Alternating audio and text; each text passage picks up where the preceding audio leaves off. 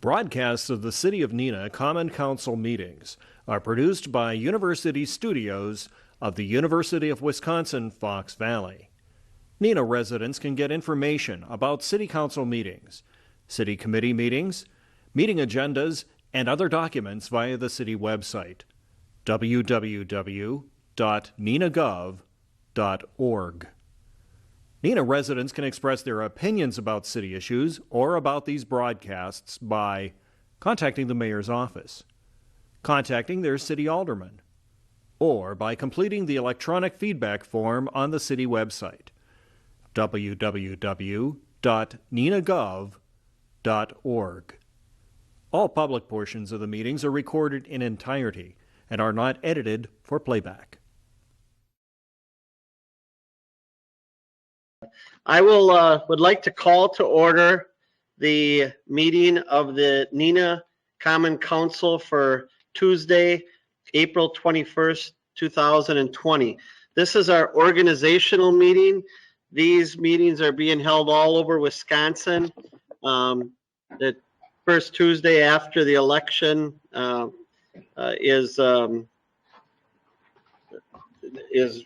always the night that you have the organizational meeting. So we are having ours tonight. So along with the organizational meeting, we have other business to conduct from the meetings that were held by committees and such. So this is a little unusual, different meeting than we're used to.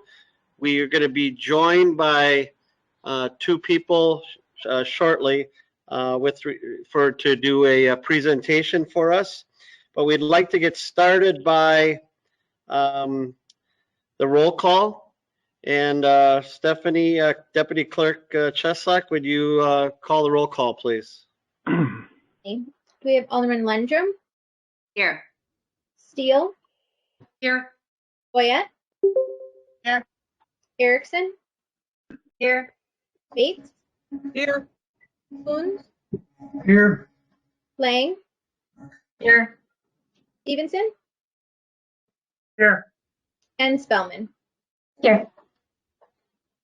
So all aldermen are here. We have a quorum. Normally we do the Pledge of Allegiance. Would you like to recite the pledge tonight? I know some of you may not have flags in that, but why don't, if you'd like to do the pledge, it's on the agenda, and we will start off with the Pledge of Allegiance, okay? I pledge allegiance to the flag of the United States of America. and to the republic for which it stands, one nation, under God, indivisible, with liberty and justice for all. All right, thank you. All the proper notices have been given. We do have the council chambers open if anyone. There were a couple of people that had contacted me that were not computers or able to, so they said that they might come for the public portion. But at this point, there's no one at the council chambers. The doors are unlocked, so they have the ability to be here if someone would like. The first order of business I have is, and bear with us tonight because this is a big agenda and a lot of things going on. I got papers and paperless, so I'm going to try to, go around here. But we have this on the agenda. It says a swearing-in ceremony for Alderperson District 1, District 2, and District 3. Jim, do we need to do the canvass before this or not? Or is that part of this? I believe the canvas comes later, Mayor. Okay, so we want to start right off with this, and are we going to, so those three aldermen, Deputy Clerk Stephanie Cheslak will administer the oath of office. All right, you three, are you ready? I'm going to have you state your name and then you'll all repeat after me in unison. Okay? Yep. So I state your name. Jane Lang. Having been elected alderperson Having been elected alderperson for the city of Neenah, for the city of Neenah, Winnebago County, Winnebago County, do solemnly swear do solemnly swear that I will support that I will support the Constitution of the United States the the Constitution of the United States and the Constitution of the State of Wisconsin, and the Constitution of the State of Wisconsin, and will faithfully and will faithfully discharge the duties discharge the duties of an alderperson of of an an alderperson alderperson to the best of my ability, so help me God. to the best of my ability, so help me God. There you go. Well, congratulations. For the audience, and that it might be a little difficult to understand, but the 3 aldermen that were sworn in tonight are from District 1, Alderman Carrie Lendrum, District 2, Tammy Erickson, and District 3, Jane Lang. So congratulations, you 3. The first thing on our agenda, we've invited 2 really important people who've been at the front lines of this COVID pandemic. I see one person is on the camera, and I don't know if Dr. Andrabi is here yet. Dr. Andrabi, are you with us yet? Mayor, I'm here on the phone with you. All right. So we'll start out with Doug Gearwin. I've invited Doug Gearwin, who is the director of the Public Health Department in Winnebago County, and also Dr. Imran Andrabi, who's president and CEO of ThedaCare Health Systems, who him and I have had numerous discussions the last couple of weeks. So I'd like to give the opportunity, and some aldermen had asked me about this, and I'd like to give both of them the opportunity to speak about their perspectives on what's going on currently in Winnebago County and what's going on in the city of Neenah and the surrounding area with regards to the COVID-19 pandemic. Doug, we'll start with you. Great. Thank you, Mayor. Can you hear me? Yep. Great. And I am going to, forgive me, I'm new at this, to share. So it looks like I've just been made the presenter, and I can bring up my screen. And so I will go to, forgive me, this is new for me as well. Okay. I will go to start with just a quick summary of what's involved with our response. Can you see a PowerPoint slide right now? No. Okay. Let's see. Back here.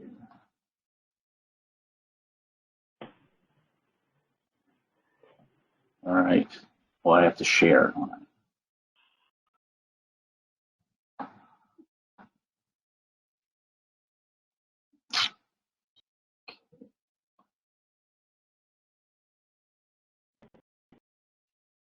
All right. So I take it that's still not working. Is that correct? We see your screen. Yep, we can see your desk. Okay, so you can see a PowerPoint slide? No, we No, see you your have to- Now you can icon. see it. One person, please. We see all your icons. We can see your computer screen. Okay. So that's the wrong screen. Let's see here. Wish this was easier.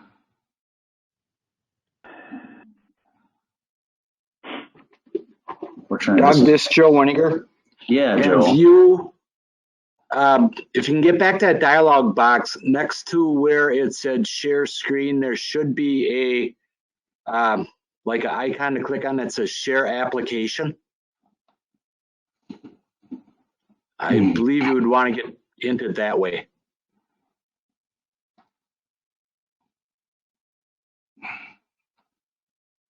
So at this point, you might have to end your screen sharing and restart. Okay, I'm going to say I'm not going to leave the meeting, and I'm trying to do, unfortunately, here I have 2 screens going. So if I stop sharing and can I request sharing, can I not?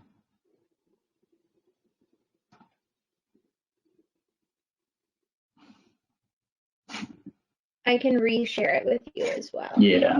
You still have the capability.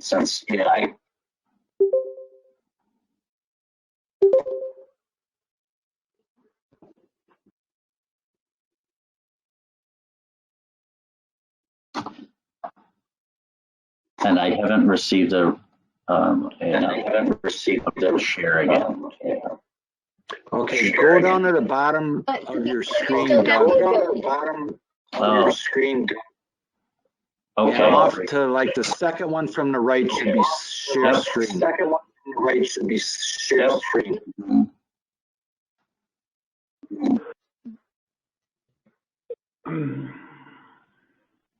There you go. We got her? There you go. Okay. There you go. Okay. Thank you.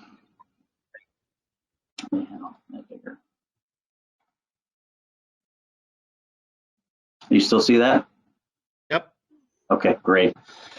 So thanks again, Mayor.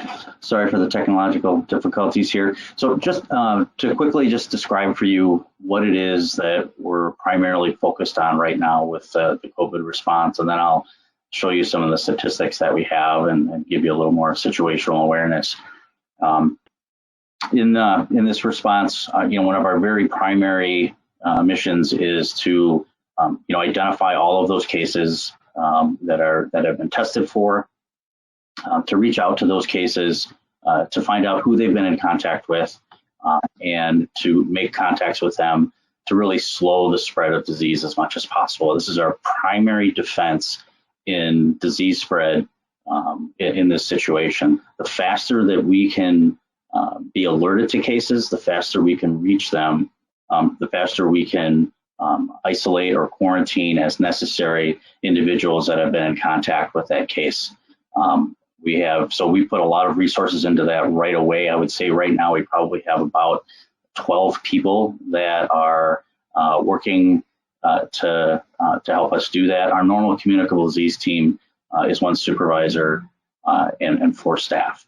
And so we've reassigned many of the staff within the department to do the follow-up on the cases.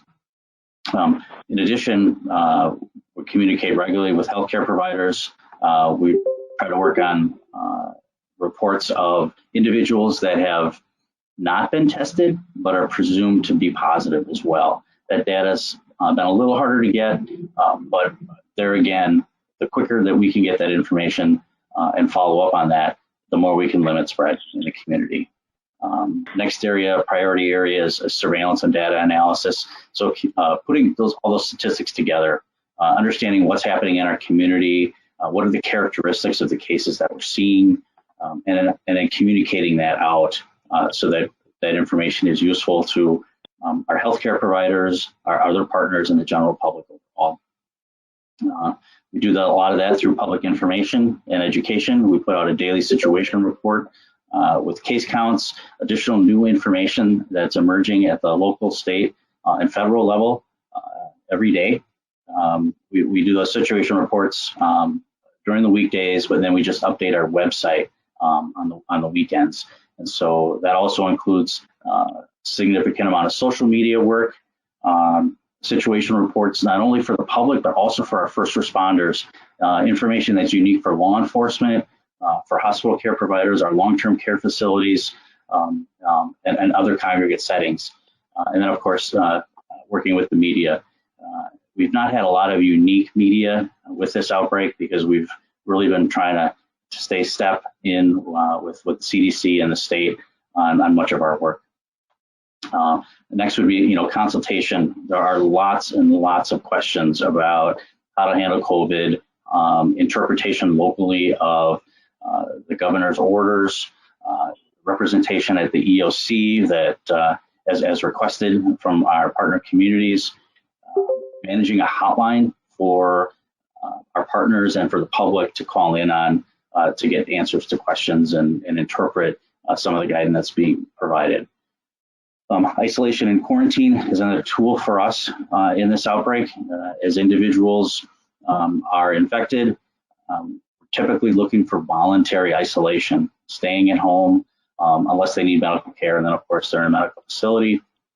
And then for people that have been in contact with that case, quarantine during an incubation period, so that we're asking people to stay home if they've been in contact with an infected person, so that we can see if symptoms develop. And then during that time period, we're also working with the other contacts to that case to further limit spread. The other part that we're working on is an isolation center, or isolation and quarantine center, a location within the community that persons can go to if they've been infected with the disease and really don't have a place to go during the safer at home order. They may, for instance, have others at home and it's a crowded apartment. They may have individuals at home that are particularly susceptible to COVID, and would have a much more difficult situation if they got the disease. They may be people that don't have a regular place to stay. They're couch hopping, they're from out of town, or other reasons that they don't have a place to actually isolate or quarantine in the event of exposure to a case with their normal housing. And so that is still in process, and we expect to have some progress on that in the next week or so. Personal protective equipment, as you know, testing materials and protective equipment have been in very short supply. There's been a nationwide crush for those resources. The strategic national stockpile has been pretty much exhausted, and we're continuing to try to find additional PPE to help support our healthcare systems, our long-term care facilities, others that are in direct care with patients, and then also PPE for our first responders and other community members that need some level of protection. We are working with emergency management on the coordination of those resources and with others that have it within the community. And we're also working on looking at PPE reuse, so recycling of PPE, the more durable PPE such as N95 masks that health providers use, so that we can extend the useful life of those products. And then lastly, situational awareness.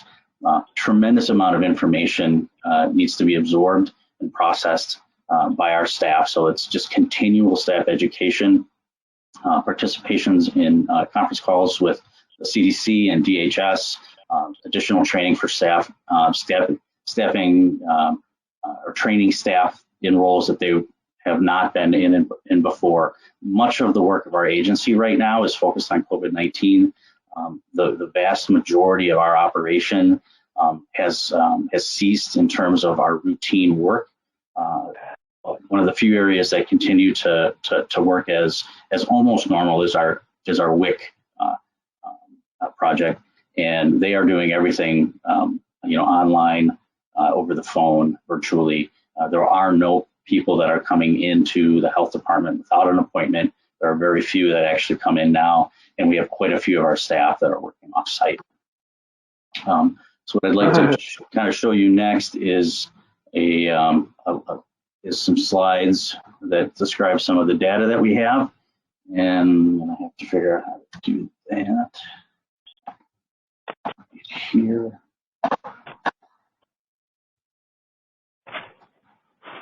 All right, can you see my screen right now with the COVID situation update?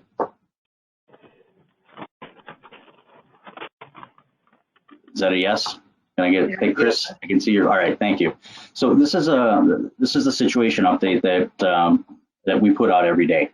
And we update the content of the situation report with local Winnebago County information. This does not include the city of Menasha, portions of city of Menasha that are in Winnebago County, or portions of Appleton that are in Winnebago County. There's a total of 39 positive cases in Winnebago County now. We've had quite a few, you can see here, in congregate settings. Last week, the majority of the cases that we saw were actually from Oshkosh Correctional Facility. You can see now that we have a total of 11 congregate settings, so that includes prisons, long-term care facilities, nursing homes, that sort of thing. We've had one case in a long-term care facility in Oshkosh that resulted in our only death. The rest of the congregate pieces have been primarily prison-related or other state institution-related, not in the community itself. And you can see for the non-congregate numbers, we have 28. And I would say roughly half of those are cases that from when we first had our first case, we had travel associated with a trip to Egypt. Many of the cases in Fond du Lac were initially from that, and then contacts to those cases. So I would say at least half of those, and probably closer to 2/3 of these cases, are cases that we actually know how they acquired the disease, that they had contact with someone, and then the rest of them are we have not been able to identify what that source is. And that's when we started talking about, we really have confirmation at this point that we have community spread. There are individuals in the community that are transmitting the virus. They don't know that they're ill. And this was a way for us to really confirm that. Clearly, just with 39 cases being positive, these are ones that are just confirmed positive. The actual number of cases in our community is many times this amount. Unfortunately, we don't have good data right now to tell us, what fraction of those that have been infected require hospitalization, which is a good number for us to take a look at because it's not limited like testing is. So you can see we've had, nearly 800 negative tests already, a number of tests that are pending every day. These are the tests that have been sent to the state lab, and we're just waiting for results on, and then the one death. And then we always compare with the Wisconsin numbers that you see on the right, and then we have links to what the national cases are, an interactive map of cases from Johns Hopkins, which is really interesting to look at if you haven't already. And then additional data that we feel is really important is hospitalization data. So I'm just going to go to, and before I do that, this is the other part of our dashboard where you can see a little more graphically represented the cases in Winnebago County. So we have the numbers, we have the trend. So in this case, this is cases by day. You can see the uptick in cases over time. And then you can see how many individual cases we've added by day to get a sense of, what our daily rate is. This is a graph that basically summarizes our total cases, the positives and the negatives. And that's an interactive graph that you can use to, to pick the data or the numbers out of. On the upper right here, we have additional characteristics of persons that have been infected or confirmed by housing. That's the congregate, non-congregate number again, by age. You can see the age distribution within our community. We're going to be adding a feature in the next couple of days that splits this out from congregate and non-congregate, because what we know is that for the 11 cases that we have in congregate settings, the majority of those are associated with a correctional facility, and those are typically males, and most of them are in the age range of the 40s. So it's kind of skewed our data a bit to the younger, a younger population group, and so we're pulling that out so that you can see just the community data and not the congregate data, and that is yet to be coming. And then by sex, same thing here. If you were to pull out the congregate numbers and just look at the ratio of male to females, it's about 50%. Down to the right here, we have a map of Winnebago County, and what we have here is by number of cases by municipality. There's a legend that you can pull down here to see how many cases there are. Basically, in all of the county outside of the city of Oshkosh, there are less than 5 cases in any municipality. And so you can see at this point, those are mostly shaded the same. We're going to be adding another layer to this because right now, anything less than 5 is shaded the same, even if it's 0. And so in the coming days, we will have this map updated where it'll be, you'll be able to see 0 will just be white, and then anything from 1 through 4 cases will be shaded a different color, and then 5 or more cases will be shaded a darker color. So you can see for Neenah that we're in that area of less than 5 cases at this point. And then we also have that data by census tract. And so you can see here too, with the legend, it's got the numbers in it, what those numbers actually mean. And we'll adjust that as we need. You can click on individual census tracts to get additional information. And basically at this point, it just shows you what the census tract is, and then it's less than 5 cases. We're looking to add a little bit more information to that as we move on here. You can see here, census tract 17, which is, in the Oshkosh area, has 9 positive cases just in that census district. So this is information that we're just starting to release in terms of location. Prior to this, we've not shared information related to location because it was not important in understanding the spread or likely spread of the disease. Since so many cases came from contact with individuals that had traveled, it really was not representative of any local risks. And so now we're only just starting to release that data now. We've had many requests for this, but like I said, it just hasn't been useful data, but we know that people are very interested. The same thing with pending cases. We have not, not pending cases, but cases that have resolved. We're getting questions about, okay, well, you've got 39 positive cases. How many of these people have recovered already? And there really isn't a great definition for recovered. The CDC does have a standard definition for that. But it involves testing. And so jurisdiction by jurisdiction, though recovered cases is a different definition. And there again, that hasn't been very useful information. We could basically take this clock, this date here of 4/21, move it back 21 to 28 days, and how many cases that we had 21 to 28 days ago, and then use that number as the number that have recovered.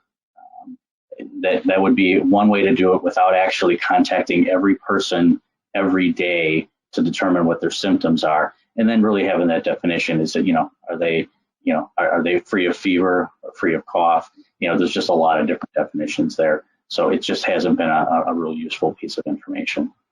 The Wisconsin Hospital Association puts out some really nice data. And because it's not limited by testing, it gives us a little better picture of what's actually going on. Our hospitals are not at full capacity, and it's a nice little indicator for us to see. So if we were to look at the state level, this is the number of cases identified per day and cumulative. So the cumulative number just shows you the total number of cases that there are. The day by day shows you, okay, are we really increasing or staying the same in the number of cases per day, to give us a sense of how many people are being hospitalized with COVID. And as you can see, there really isn't a strong trend up or down at this point that we can delineate from that at the statewide level. We can look at, I'm sorry, and I misspoke. That's the number of cases total, cases identified. This is the hospitalization data here. And when you look at this chart, the number of total patients here is this top line, and it just shows you how many total patients they are, which is a representation of inpatients. That's my screen here. Number of inpatients and ICU patients. So if we look at the middle line, that one really gives us an idea of how many people are in the hospital, not in ICU, that have COVID right now by day. And you can see that, that trend went up, it was stagnant for a little while, and it started to trend down a bit. But remember, this is statewide, and so the numbers are heavily driven by our population centers that have lots of cases, the city of Milwaukee and Dane County.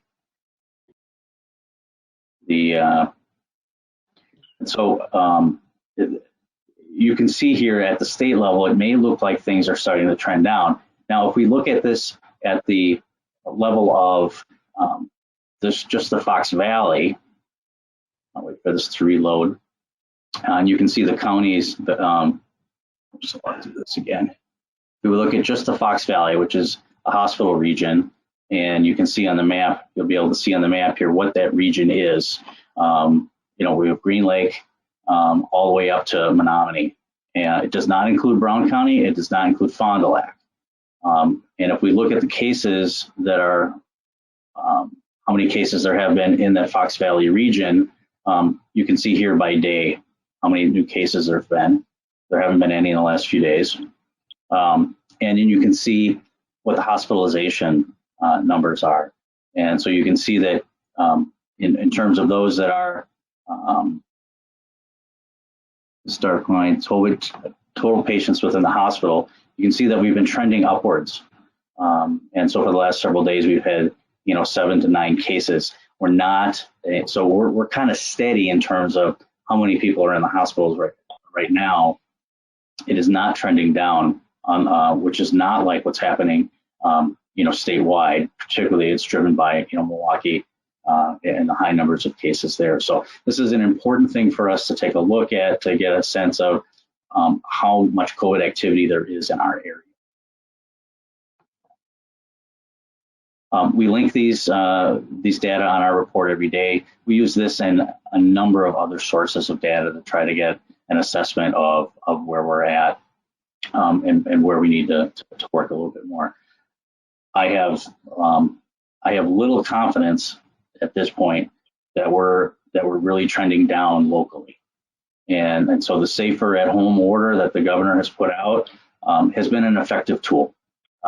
We know that the physical distancing that's been occurring has actually been working.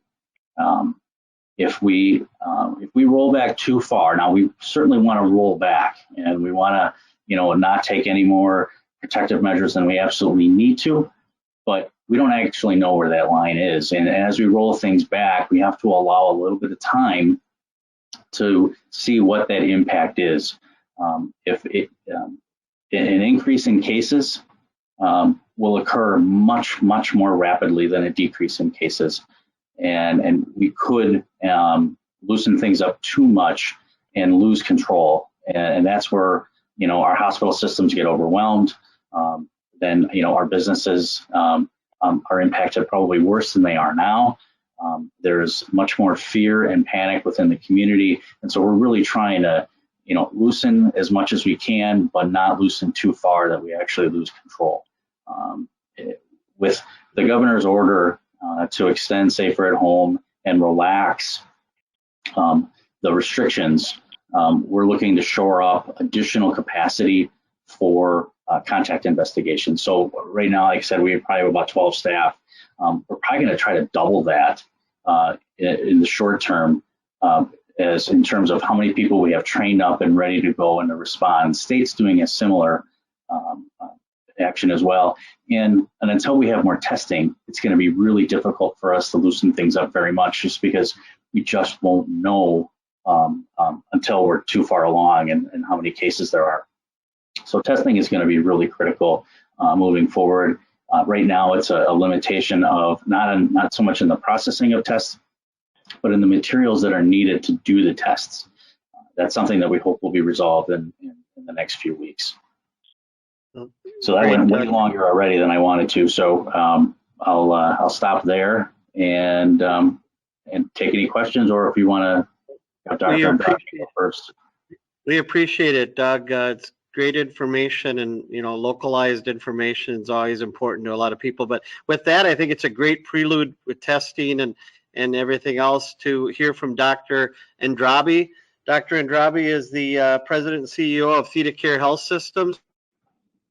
And Doctor, we want to thank you very, very much for taking some time to give us your thoughts on where we're at currently on this COVID-19. So welcome.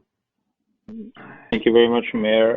Appreciate the opportunity to be here. I think Doug's done a great job of setting the stage and talking about the background. I'll just sort of bring a different perspective. And at ThedaCare, as you know, our flagship hospitals are in Neenah and Appleton. And then we also serve a 9-county region, which totals about close to 600,000 people. And so as we look at our work, we look at it from that perspective. So I'll sort of start broad and bring it back to the local community and talk a little bit about similar to what Doug is talking about as well. So, in this world of COVID, or era of COVID, I guess time is I'm not sure how to calculate time, because it's only been 6 weeks or so that we've really been in the thick of things, and every day brings a new challenge to bear. But just to sort of give a point of view, very early on, as we were going into the COVID situation, we started to ensure that we had all the inventory as far as personal protective equipment was required, get all of our people geared up to be able to take care of patients and make sure that we could take care of them in the safest possible manner, making sure that people were safe who are providing care and the people who were going to get care were safe as well. And about 5 weeks ago, we also had to stop doing any elective surgeries in our hospitals and really curtail the movement of people coming into our primary care offices and specialty offices for their protection, and deferred some care for the time being, just trying to understand what this virus is going to do and how it's going to show up in our communities. By virtue of doing that, what we also did was develop what we call respiratory clinics. And the idea there was we stood up 5 respiratory clinics, including 1 in Neenah and Appleton, and 3 in the outlying areas in Shano, Wapaka, and Berlin, to be able to have a place where people could go if they were having respiratory symptoms or symptoms that were mimicking a COVID situation, and that they could be separated from your regular patients so that we were not commingling people, and had the ability to test them as best as we possibly could. Testing has been an issue from the very beginning. We really have not had a great ability to test a lot of people unless they were admitted to the hospital or in the ICU. And several times at ThedaCare, we actually bought all the equipment, the machinery that we needed to be able to run tests. And twice in the last couple of weeks, all of our materials, including swabs and test kits, were actually redirected to other areas in the country where they were seeing a surge, and rightly so. But that put us in a situation where we didn't have as much testing available as we could have for our community. So then it needed us to go and look for other venues, and so we partnered with Mayo Clinic and stood up some other possibilities across the state to be able to test people as best as possible. What we have seen is early on, probably about 4 or 5 weeks ago, there was a significant surge that was happening in the number of cases. And this was happening before the governor's Safer at Home order. And as the Safer at Home order got into place, we were still seeing a spike in cases until about 14 days after that order went into existence, that we started seeing a decline in the number of cases, at least that we were looking at. So the social distancing that has occurred since the Safer at Home has really had an impact in flattening the curve, as many of you have heard, I'm sure, many times. So what that means to us is the people in our communities have done a great job of socially distancing. That has reduced the number of people who have been infected or are coming into our hospitals. But what that does not mean is that the virus is gone and the infectivity in some way, shape, or form has gone down. So the people, by virtue of social distancing, have reduced the number of cases that are coming into our hospitals at the rate that they could have been coming into our hospitals. But because of social distancing as well, we still have a large number of people that are susceptible to the virus. Every day we learn something new. So there are a pretty decent percentage of folks who may have no symptoms and still be infected. And obviously there are vulnerable populations, including those that are aggregated, as Doug said, or who are in our nursing homes or have underlying conditions. What we have actually seen in our data is that there is a pretty good spread, good not necessarily in a nice way, but a spread amongst the people who have gotten infected that we have treated. So they've been all the way from age 20 to age over 90. And a preponderance of the people that we have treated have been almost 62% male and 38% female. Still not sure exactly why that's actually happening across the globe and in the country as well, but we are seeing something similar here too. So as we move forward, we still, as of today, still have some suspected cases that we are treating within our hospitals. And every suspected case is suspect to be positive until proven otherwise. And so we obviously are very much appreciative of the community and the people in the community for the social distancing that they have done.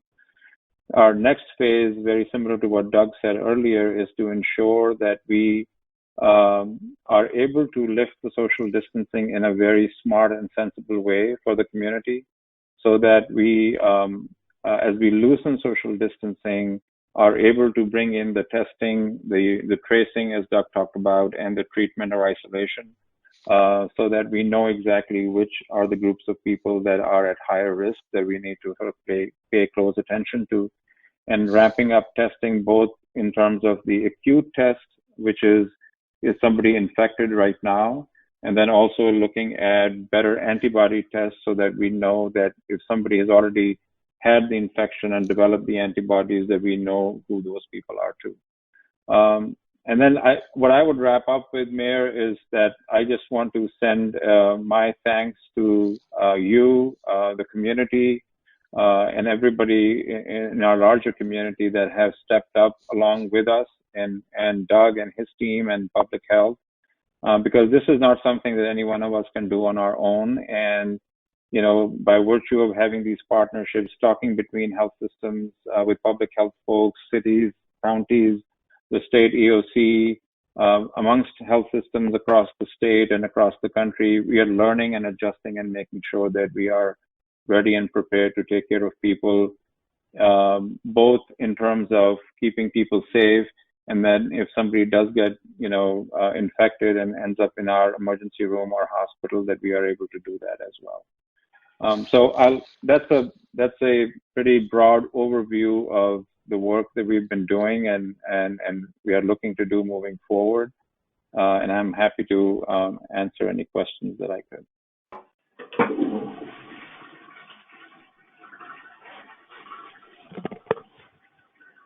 Who's in the toilet?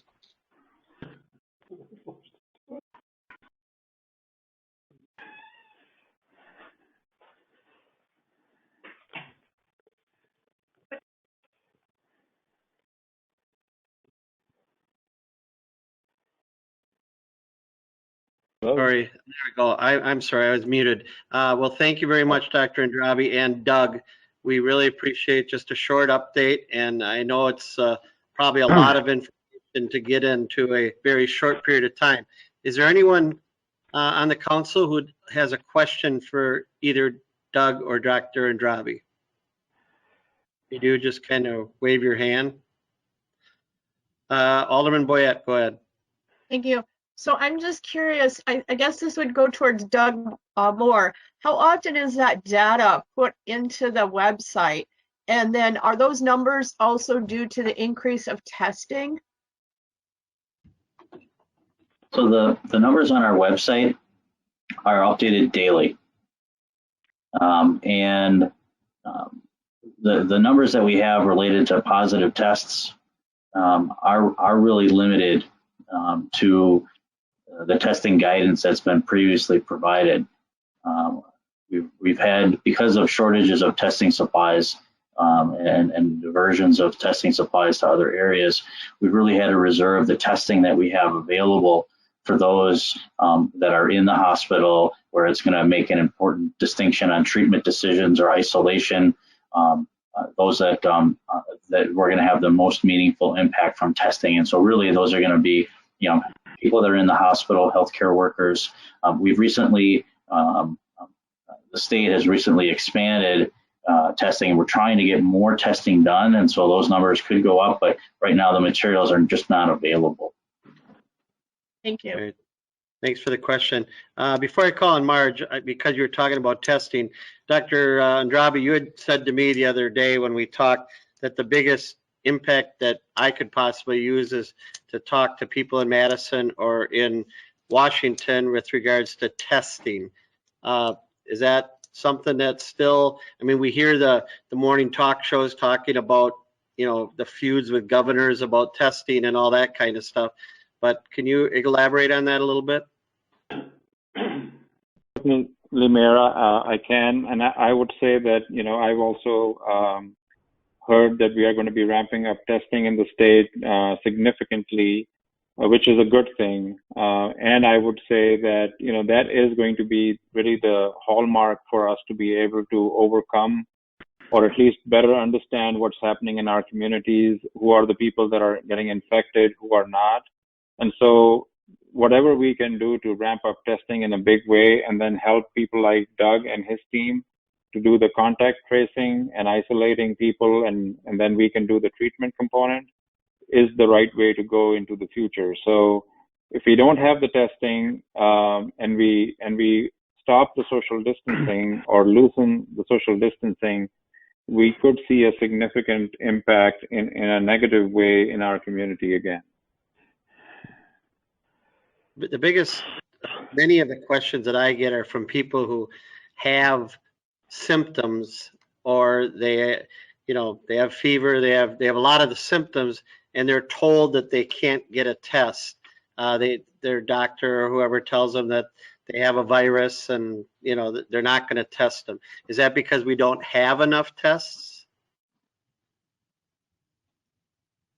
I can give you my answer. I'm sure Doug has a perspective on it as well. I would say, or initially in the last couple of weeks, what we were saying is that if you're developing symptoms, the guidance from CDC and state and other places were just self-quarantine and you don't need to get a test done. Unless the symptoms were of such significance that you had to be, you know, seen at a respiratory clinic or an emergency room or get admitted to the hospital.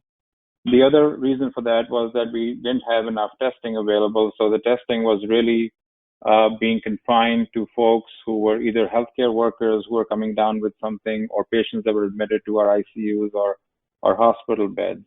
As the testing expands, we want to be able to test as many people as we possibly can. One, obviously, who are in the healthcare system, you know, who are not feeling well, who need to get surgical procedures done, and so on and so forth, or even you know, females that are you know, pregnant and about to deliver, and then, you know, ideally have as many tests as possible to be able to test more and more people in our community.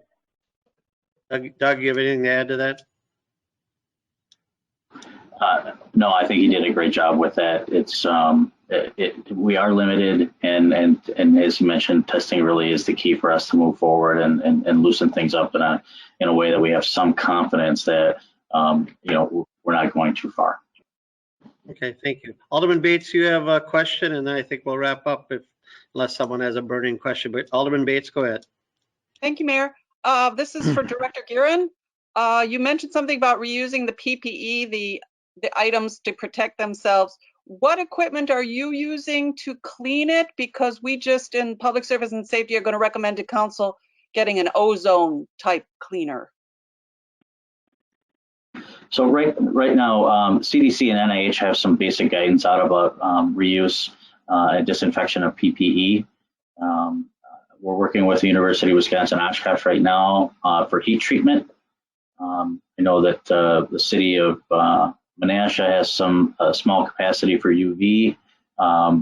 The UWO also has some capacity for ozone, but I believe it's been shown that ozone it degrades the materials more.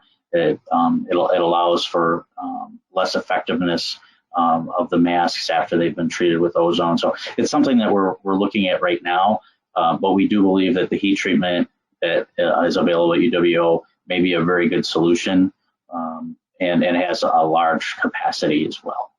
But yeah, what I've learned so far, ozone may not be that best choice. Thank you very much. All right. Well, thank you both for coming and sharing some thoughts with us. I think this is really informative for all of us as elected leaders of the community. I do want to say from every one of us, I believe, thank you very much for what you do, for what the healthcare workers on the front line, Doug, your staff, everyone is putting themselves out there, the first responders, the essential people who are on the front line every day, like police and firemen, along with the people who clean at the hospitals and disinfect and all that. So we just want to say thank you very much. As a small, appreciation, I had the Neenah sign turn blue to send a message to this community, and I was amazed at the positive response that we received from people all over, thanking us and telling us to make sure we say thank you to you folks and pass that on to the people that you represent within your county facilities, and also with regards to Theta Care. So thank you very much, both of us, for joining us tonight. Yeah, thank you very much, and thank you for all your help and your support. Thank you. I agree. Thanks a lot for joining us. All right, that was very informational. We will then go on to our organizational meeting. We'll get this out of the way quick so we can get on to our business. Tonight is our organizational meeting. We have our election of officers.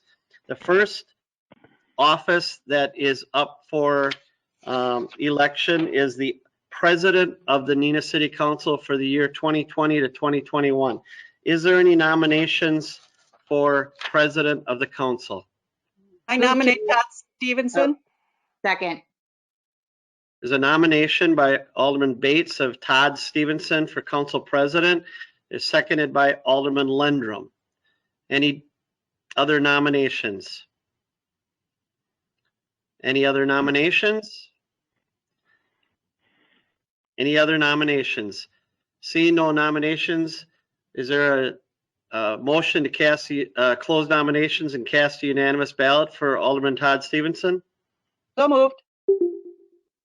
There's a motion by Alderman Bates and seconded by Alderman Lendrum to cast nominations be closed and cast unanimous ballot for Todd Stevenson to be the city council president for the upcoming year. All in favor signify by saying aye. Aye. Aye. Any opposed? Seeing none, that's unanimous. And congratulations, Alderman Stevenson. Thank you, Mayor. Thank you, Council. You have anything else, Todd? No, we got a big agenda. Okay. Congratulations. Thank you. With that, then I move on to the mayor's appointment to the standing committees. Todd and I have had some discussions about this. We've also been in discussions with many of the council members, if not all. We were quite fortunate this year because there were no changes to the council. The members are all the same. Most members were happy with their committee assignments. And in this COVID environment, with having meetings like that, it really helped us when we were putting together the committee structure. So I am going to announce my mayor's appointments to the standing committees.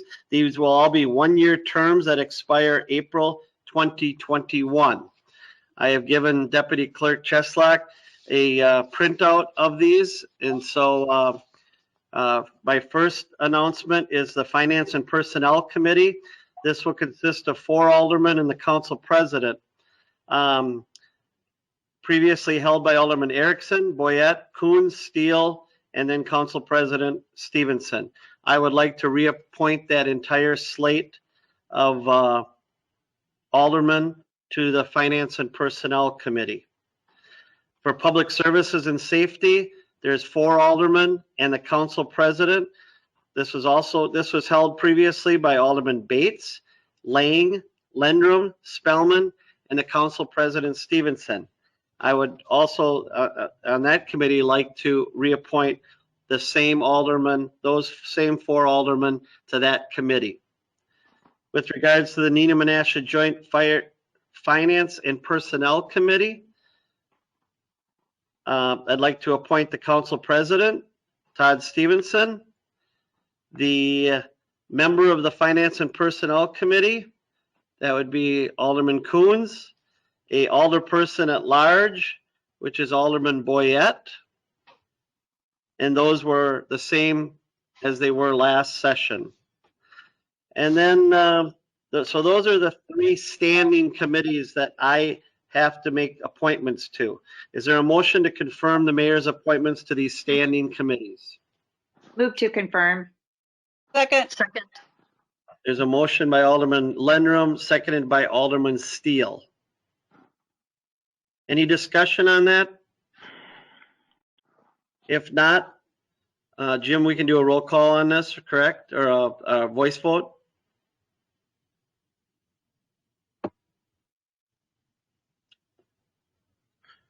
Voice vote will be fine, Mayor. Okay, thank you. All in favor of making those appointments to those standing committees, say aye. Aye. Is there any noes? Hearing no noes, that's a unanimous ballot, and that's so ordered. Then we have the mayor's appointments to the special council committees. These are 1-year terms that expire April 2021. The Committee on Rules, I'd like to appoint 3 aldermen. This was previously held by Alderman Coons, Steele, and Spellman, and those 3 would continue for this upcoming year. The Legislative Review Committee will be Mayor Coffert, Council President Stevenson, and the Chair of the Finance and Personnel Committee, which will be acted upon shortly. This was previously held by Mayor Coffert, Council President Stevenson, and Alderman Erickson. So whoever comes as the council's choice to chair the Finance and Personnel Committee will be on this committee. Is there a motion to approve these 2 committees? Motion to approve. There's a motion by Alderman Bates, seconded by Alderman Lendrum. Is there any discussion? Being no discussion, all in favor signify by saying aye. Aye. Any opposed? Hearing no opposed, that's also unanimous. So those members are appointed. I would like to now call for a short recess from the meeting, very short, to permit the organizational meetings of the standing special committees. So, sorry we have to do this, but we need to have a short meeting to elect the chair, vice chair, and set a meeting date.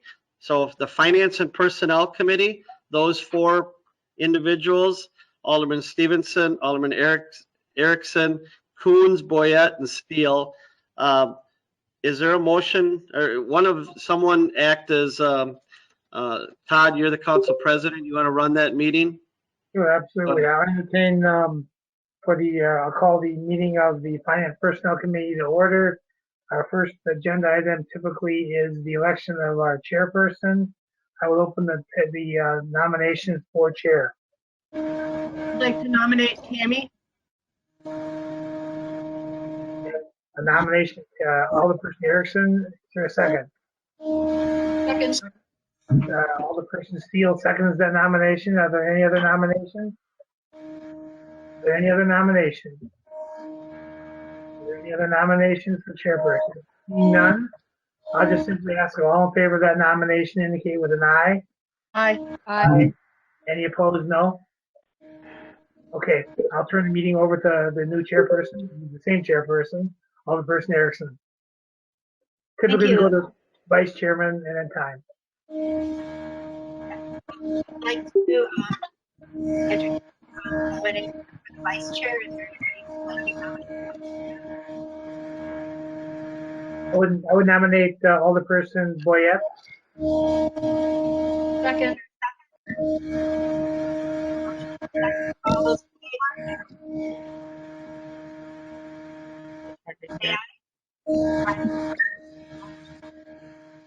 Do you ask for a vote? Aye. Yes. You're breaking up badly. Yeah, you're breaking up badly, Tammy, just so you know, but. All right.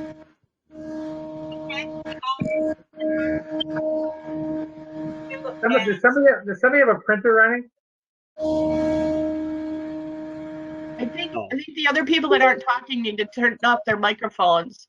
Well, we have only the committee that should have mics on. Perfect. Is that better? Yeah. Okay.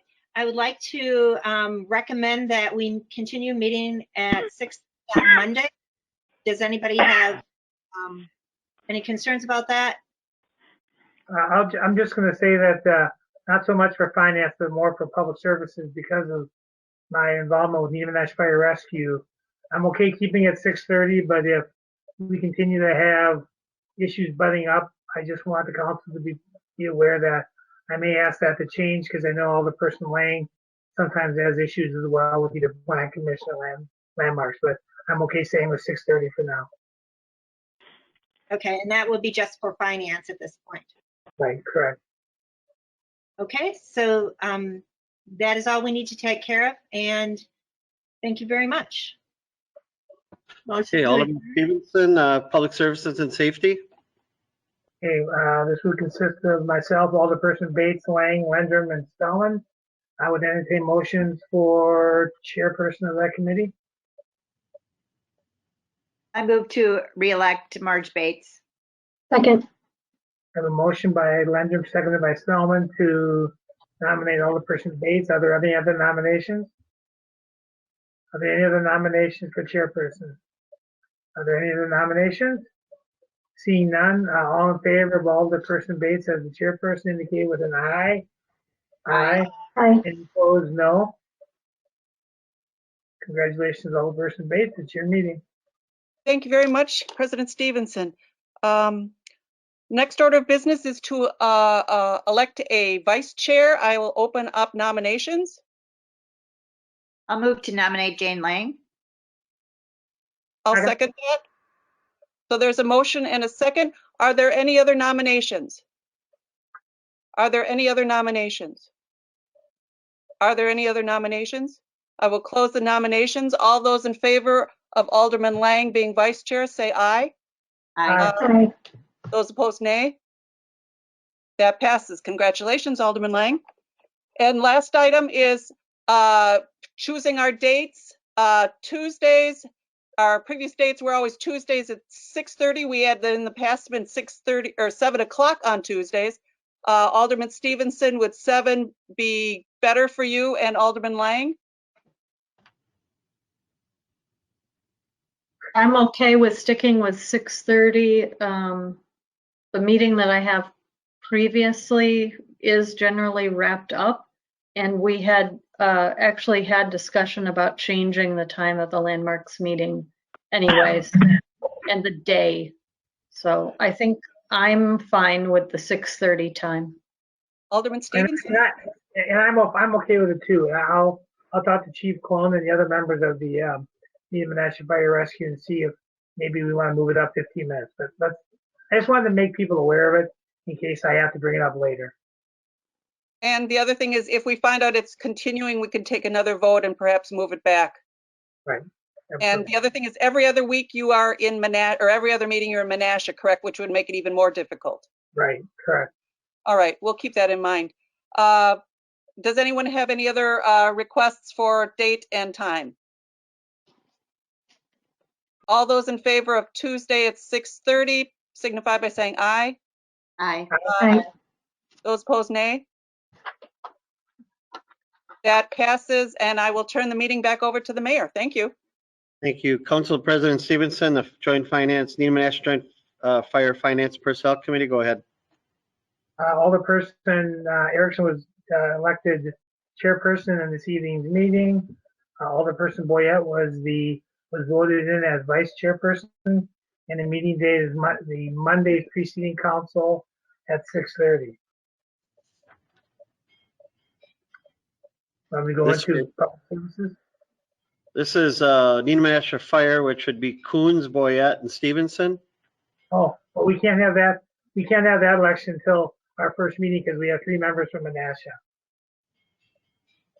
And by virtue of the merger agreement, there are certain there are certain restrictions as to chairing that meeting, and it alternates every year.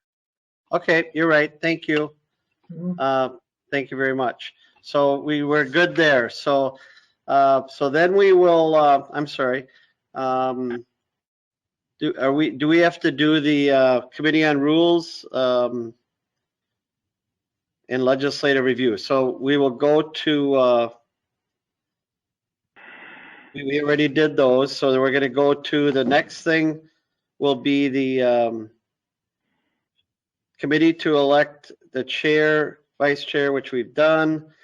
The organizational report. So Alderman Stevenson, did you give us both of them? I'm sorry. No, I'm reporting out from the Public Service and Safety meeting this evening. Alderperson Bates was reelected as chairperson of that committee. Alderperson Lang was voted in as vice chair, and the meeting time is Tuesdays preceding council meetings at 6:30. That is that report. Thank you.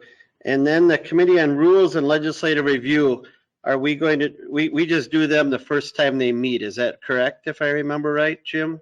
That's correct. Yeah. That's correct. All right, thank you. So then we're going to go down to some other appointments I have to make. Mayor's appointment of Director of Finance Mike Easker to the Fox Cities Room Tax Commission for a one-year term to expire April 2021. The appointment of James B. Guns to the Fox Cities Room Tax Commission for a one-year term to expire April 2021. The appointment of Chris Hayes, Director Hayes, for Community Development to the Fox Cities Tourism and Convention Bureau for a one-year term that expires April 2021. An appointee to the Fox Cities Transit Commission for a one-year term that is taken care of, I believe, Stephanie, by I thought that one was I think it's Trish now. Trish now, and I believe she's already through 2021.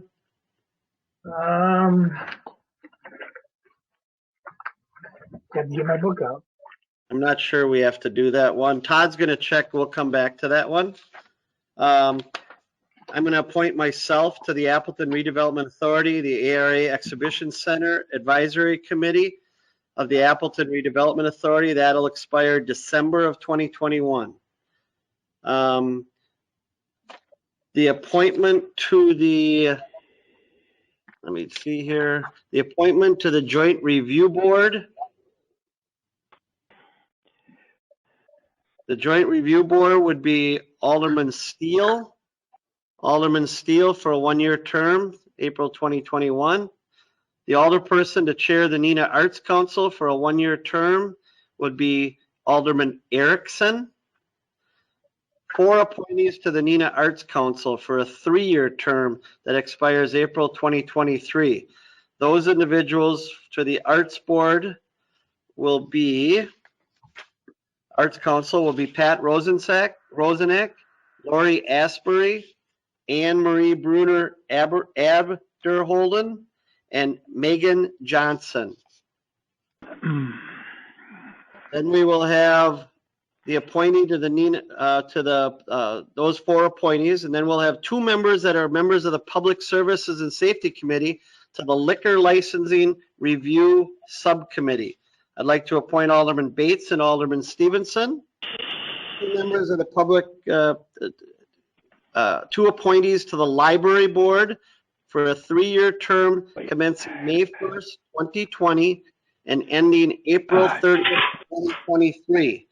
And those 2 members will be Carol Codner and Michael Kohler. Carol is being reappointed. Michael Kohler is a new member.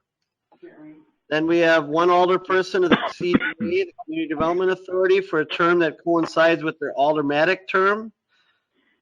That would be Alderman Lendrum. Appointees to the CDA for a term to 2 appointees to the CDA for terms that will expire April 2023. I'd like to reappoint Tom Martin, citizen member, and Grant Birch, another citizen member. Those will be reappointed to the committee. The appointee to the Plan Commission for a 3-year term. The Plan Commission will be citizen member Jerry Andrews.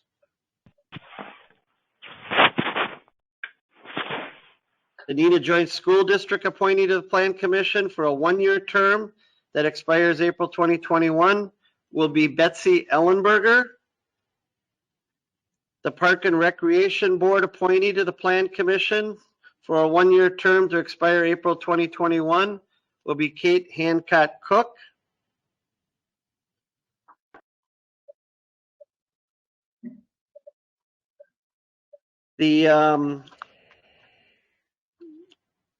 I'd like to appoint the next one is for the let's see. This is for the Emergency Government Management Committee. The Emergency Government Committee for a one-year term. It will be the mayor, Fire Chief Clone, City Attorney Godleski, Deputy City Clerk Cheslock, Director of Community Development Assessment Director Hayes, Director of Finance Easker, Director of Public Works Kaiser, Director of Water Utility Mock, Police Chief Olson, Director of IS Wenninger, Director of Park and Recreation, Director Kading, Director of Library Services Rob. I have a mistake here, a correction that we need to do a correction. Director of Human Resources and Safety, Keel. Kate. The council representative will be Alderperson Lendrum. The Winnebago County Health Representative will be Doug Gearin. The school superintendent would be Mary Pfeiffer. And the Red Cross representative, which we don't have at this point, but a Red Cross representative will all be reappointed to the Emergency Government Committee for a one-year term that expires April 2021. All right, then we have Alderperson as a representative to the Bergstrom Mahler Museum Board of Directors. This will be a one-year term. This will be Alderman Spellman. And I need a motion to confirm those appointments. Move to confirm the mayor's appointments. Alderman Lender moves, seconded by Alderman Lang. Second, but I have a question. Go ahead. Did you skip the Board of Public Works? I never heard you do that. I think the Board of Public Works is a council nomination. That's on my agenda. It just on my agenda above Library Board. Two members of the Public Safety Committee, the Board of Public Works. Those are Alderman Lang and Alderman Bates. Okay, thank you. All right, so with that clarification, there's a motion and a second. All in favor of those appointments being made, signify by saying aye. No? I'm sorry, Alderman Stevenson, go ahead. Two things. You asked me to check on the Epoxy Transit Commission. Trish now is due for reappointment. Her term expires 2020. And your nominee for the appointee as the Joint Review Board should be a citizen member. Currently, it's filled by Mike Falks. His term expires 2020. The council representative for the Joint Review Board gets nominated by the council. That's coming. Yep, I apologize. I have Mike Falks, and I did speak with Mike Falks, so I would like to. I'll just make a motion to amend the motion to include Mike Falks versus Alderperson Steele. Okay. Thank you, Alderman Stevenson. So Mike Falks for the legislative or for the review board. Thank you very much. Joint review board. So with that motion, we can expunge the record on the previous vote. All in favor of that signify by saying aye. Aye. Aye. Any opposed? That's so ordered. All right, so then we just lastly here, the council appoints, has some appointments to make, and then we'll get into the meeting. Alderman Stevenson and I have talked. Todd, you have this list, so would you like to announce these? Yeah, I have had contact with, I think, all council members. The nominees as council appointees to the 8 positions listed here will be the same as last year. I'm going to recommend to the Joint Review Board, Alderperson Steele, to the Waterworks Commission, Alderperson Boyette, to the Plan Commission, Alderperson Lang, to the Loan Assistance Board, Alderperson Lendrum, to the Council Representative on Park Recreation, Alderperson Kuntz, the Council Representative to the Landmarks Commission, Alderperson Lang, and the Council Representative to the Library Board, Alderperson Erickson, and the Council Representative to the Bid Board, Alderperson Lang, and I will so move. Second. There's a motion and a second to make those appointments. Those are all one-year terms that'll expire April 2021. Any discussion? Alderman Boyette, go ahead. On the change. Pardon me? I'm just curious about the change for my position.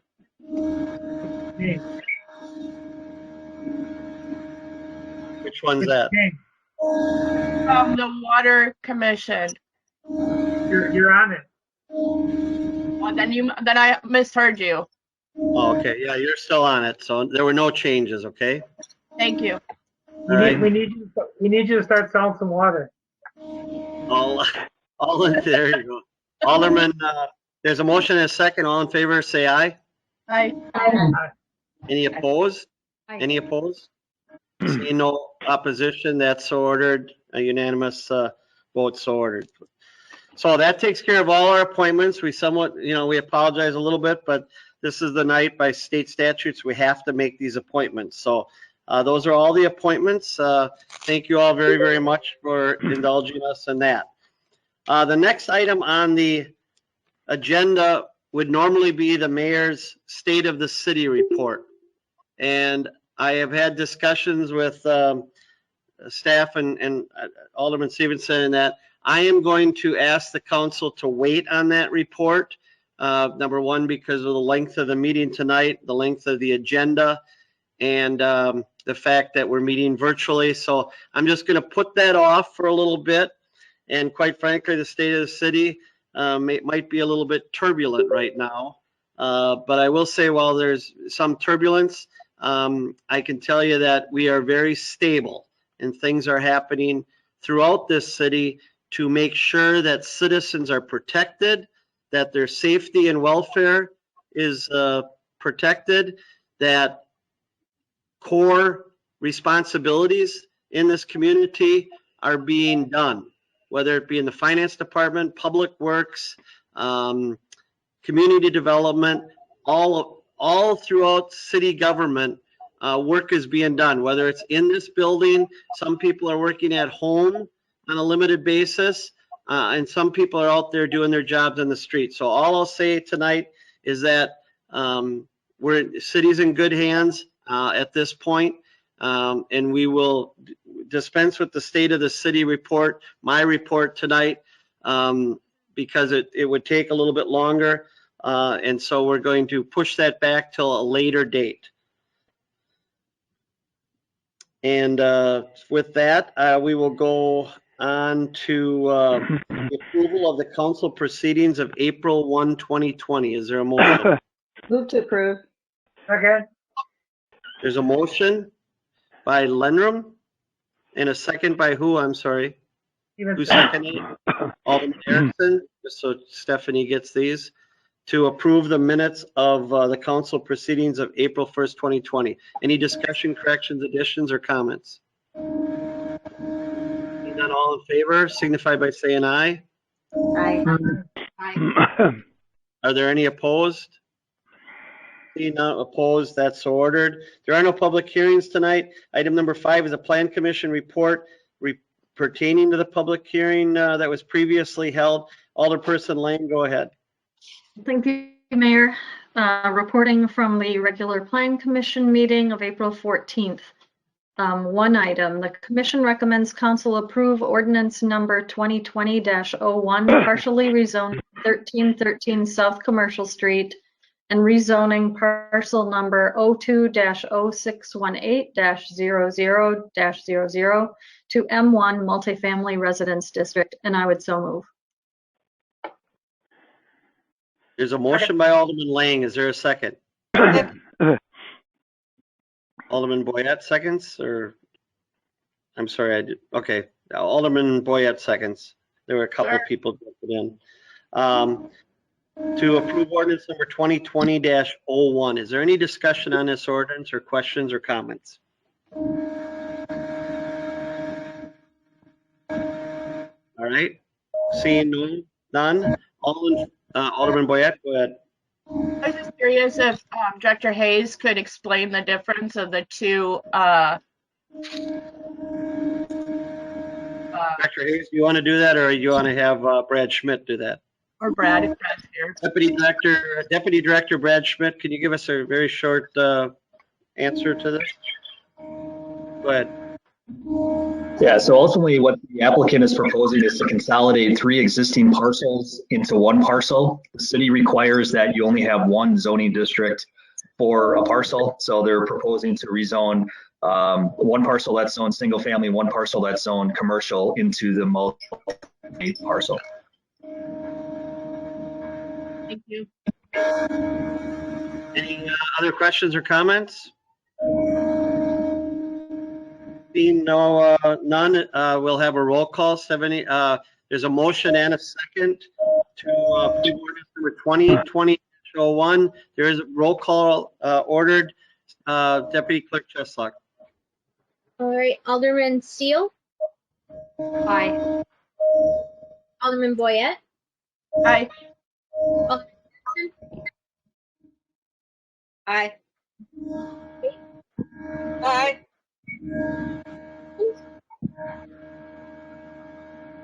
Alderman Aye. Lang. Aye.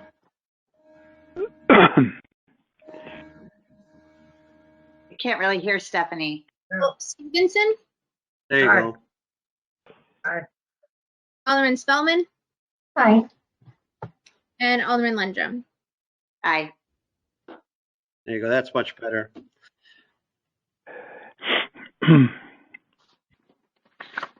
Clerk Cheslock, was that unanimous? Unanimous? That was unanimous, sorry. I would declare that ordered by a unanimous vote. The next item on the agenda is the public forum. These are challenging different times here. We're trying to do our best with virtual meetings and that. We know we have a number of people that may want to speak during the public forum. I believe previously Clerk Cheslock was able to get a list of names that would like to speak in the public forum section. All we do is ask, I think Director or Stephanie will ask, go down the list first that she has, and she has your name and address, and then you can speak to the council. We ask that you stay within 5 minutes for your presentation. Deputy Clerk Cheslock, who do we have first? First, we have Ned Hughes. Hello? Can you hear me? Yep, we can hear you, Ned. My name is Ned Hughes. I live at 1140 Manor Drive, number 104 in Neenah. I have lived in Neenah since 1991. The city of Neenah got it right back in 2013 when they took the runners and walkers off 2 city streets and put a sidewalk on the east side of Babcock Street from the Winneconne Avenue Trail up to West Cecil Street, and then continuing the sidewalk east on West Cecil Street up to Manor Drive. The city of Neenah also got it right in 2019 when they took the runners and walkers off a street and put in both a sidewalk and a section of the CB Trail on both sides of Pendleton Road, from Gay Street up to West Cecil Street. As an avid and longtime runner, walker, and biker, I have run, walked, biked, and driven my cars down Lakeshore Avenue thousands of times over the past 30 years. Excuse me. Because it is a year in and year out, very popular and heavily traveled destination in and of by itself, Lakeshore Avenue is an important City of Neenah public transportation corridor. For the many thousands of local and area people, out-of-town visitors and tourists, including runners, walkers, bikers, inline skaters, and other pedestrian users, the number one consideration for the Lakeshore Avenue Rebuild Project 2020 should be for the safety for all the various kinds of existing users mentioned herein. Excuse me. For the safety of all the various mentioned users herein, I am asking the voting members of the City of Neenah Common Council to approve tonight the design and bidding of proposed offset trail option number 3 that was formally approved by a 4-to-1 vote by the City of Neenah Public Services and Safety Committee at their recent meeting held on April 14th, 2020. Thank you. Thanks, Ned. Who's next? Next, we have Dan McIntosh.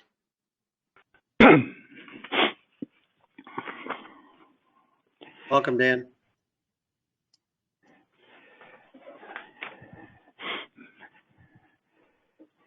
Dan? Did the neighbors want their attorney to speak first? Rod Carter?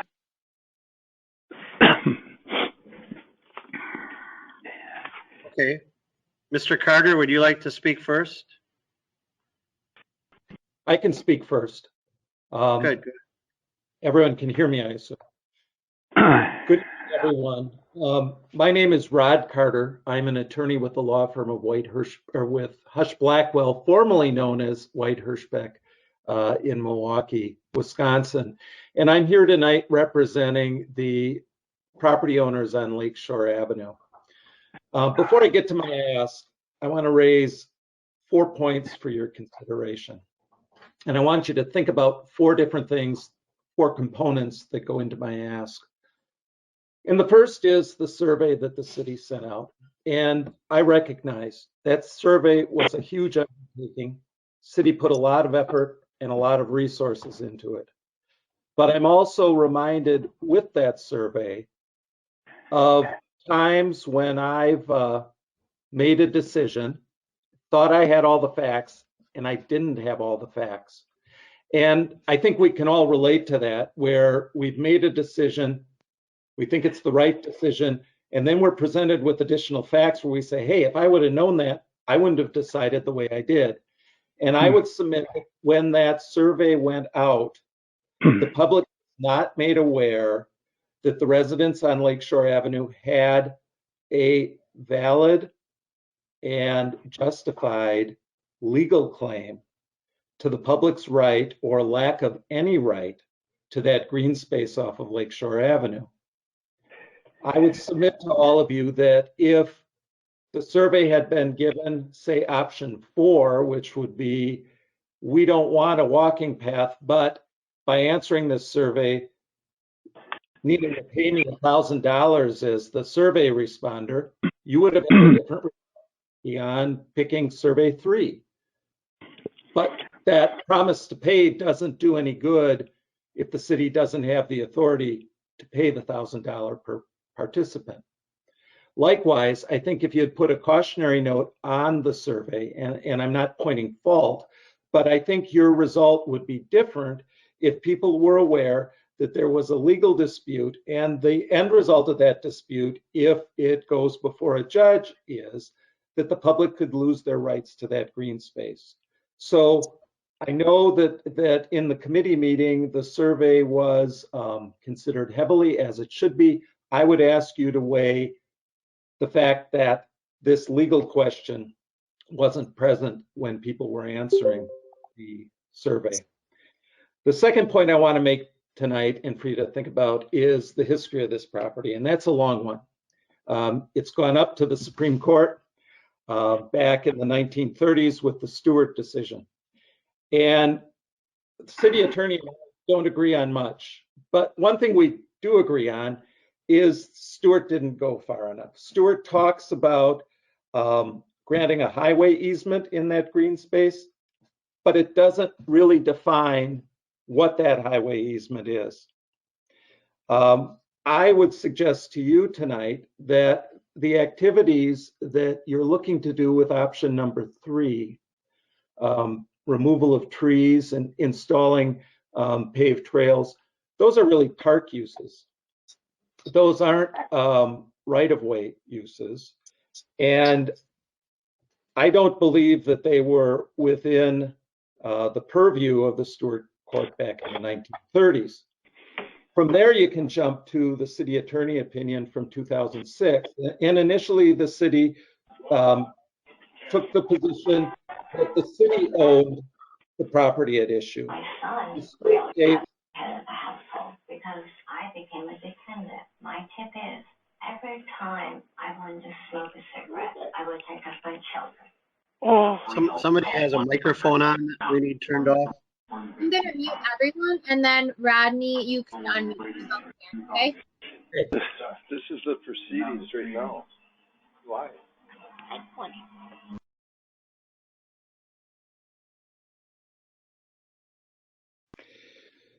So I'm going to take you up in time now for the third thing I'd ask you to consider, and that's that 2006 city attorney opinion. As I said, we all kind of forgot about Stewart, and then it came back with your city attorney's 2006 opinion. And in that opinion, city attorney correctly points out that the city acquired a right-of-way easement in that green space. But what the law says with respect to right-of-way easements, and what's important for you all to remember and weigh tonight, is that the property owners who actually own the underlying property, they have the rights and benefits of ownership. And the case law that's evolved since 2006 has looked at right-of-way. In one case in particular, the Berger, it's called Berger versus the Town of Denmark. It's a 2012 decision. And it talked about a similar type of situation. And in that, the Berger case, the court concluded that a right-of-way is merely an easement of passage. And the court cautioned that free ownership still rests with the underlying landowners. And the rights that can be exercised in that right-of-way easement have to be reasonable and usual as to what you would expect in a right-of-way easement.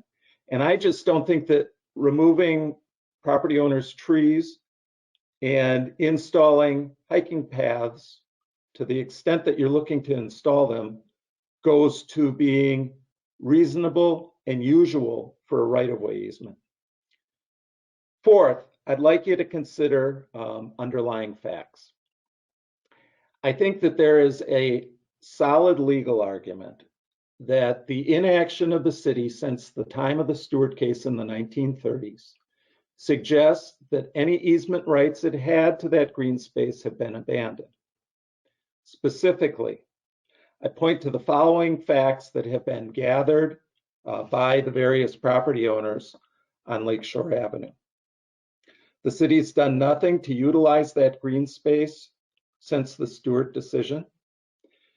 For approximately at least 22 years and maybe longer, iron poles were placed a few feet apart and set in concrete on both sides of the road to mark that green space as being private.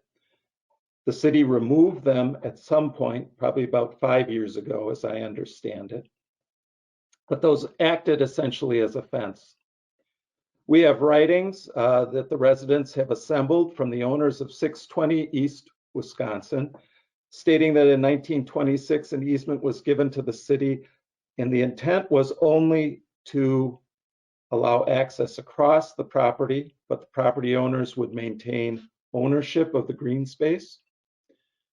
If you drive along there, and you've driven along there for the past several decades, the residents have planted gardens, they planted shrubs, and they planted trees in that area.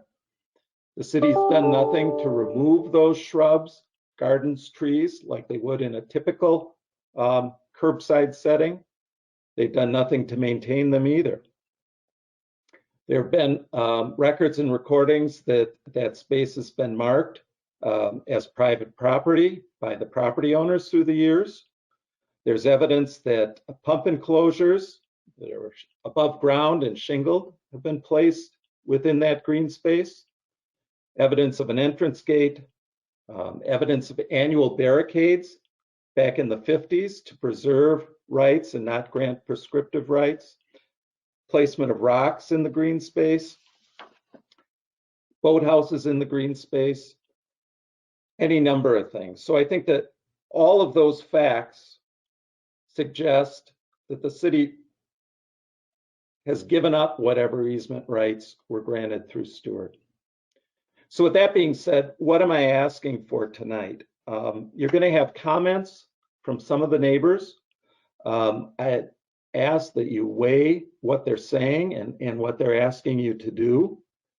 Recognize that there's an opportunity to work with the neighbors to come to a mutual agreement that would avoid a judge making a decision for one side or the other,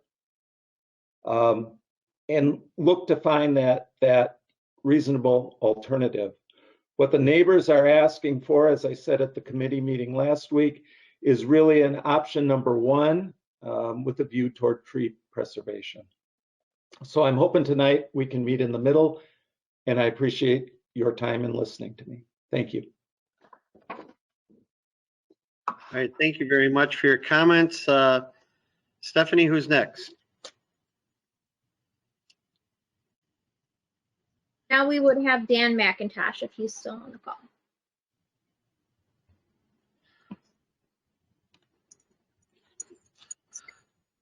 Dan McIntosh, are you on? I might have muted everybody. I'm going to unmute everyone, I think. So I'm not sure if folks on their phones can do it.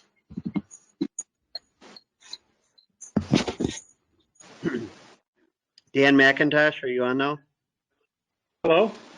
Hi, Dan, go ahead. Okay. Thank you again and good evening. I'd just like to clarify a couple of points. Lakeshore Avenue residents don't want an environmental study. That assertion has been made. Know about the study that we did in 2012. It was a study to identify the location, size, and species of each tree, together with a recommendation for a road design, which would prevent unnecessary damage to the environment. We were given 5 minutes to present the findings, and no action was taken, nor any response given.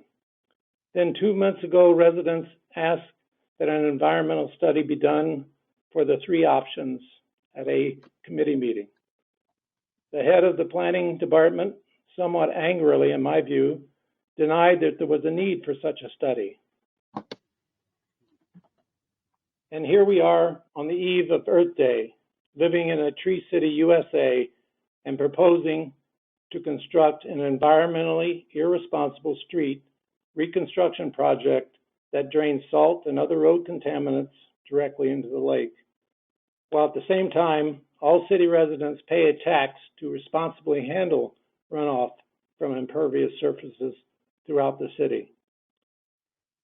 As Rod stated, we residents own the land all the way to the lake shore, subject to the city's right-of-way. The land was never designated as a park. This land lies within the riparian management zone, for which we owners have been given stewardship responsibility. We're still learning about best management practices to properly discharge this responsibility to protect the ecosystem, but the city has not been responsive to this same goal.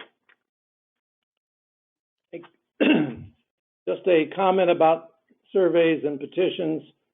Results heavily depend on 1, how the question is asked, 2, background information provided, and 3, who is queried. A case can be made that a majority of voting age Neenah residents responding to the survey voted against the off-street trail, option 3. While Ms. Bates commented, but the children are our future, while that is true, it doesn't qualify them to vote. It's the same reason we don't allow students to vote on a new high school. They are not qualified as voters. I call your attention to the results from the Neenah Club members, consisting of voting age adults, primarily Neenah residents, who overwhelmingly supported option number 1. Last fall, we compromised our ideals by supporting option 1 in the budget, hoping that with a slight alignment, no trees would be removed. I believe that an environmentally responsible street can be economically constructed within the existing roadbed with flush sidewalls to preserve the road with no loss of trees and with added safety features. Last Tuesday, your council president, whom we admire for his 30-plus years of service, fiscal responsibility, and rational thinking, expressed his disappointment in our reaction. I hope that my comments help him and you to understand the reasons for our disappointment and for our reaction. Thank you for my time. Thank you, Dan. Stephanie, go ahead. Who's next? I believe I only have one more, so if there is somebody else who I missed, a lot of people came in right at the same time, please give us a holler when this is over. Otherwise, we have Joe Bachman as the last one. I have a Judd Stevenson that has contacted me, so Judd Stevenson will be after Joe. Go ahead, Joe. Okay, greetings, everyone. Here we are on the eve of the 50th anniversary of Earth Day, as Dan tells us. And my name is Joe Bachman. I am the son of the late Francis and Joseph Bachman. And I now own their house along with my two sisters on the corner of Lakeshore Avenue and Wheeler Street.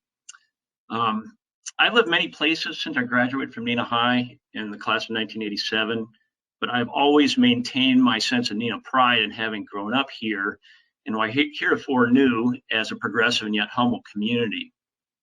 My career has been spent in natural resources and in the environmental field. I'm speaking this evening as a biologist, a professional forester, and a professor at the Nicholas School of the Environment at Duke University, where I teach and mentor our environmental leaders of tomorrow.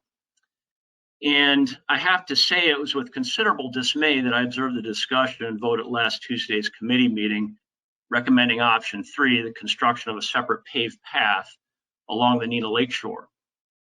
And while I could discuss the history of the situation, how my father sought to educate neighbors, community members, and council members about it, I would simply like to comment on the clear and basic facts.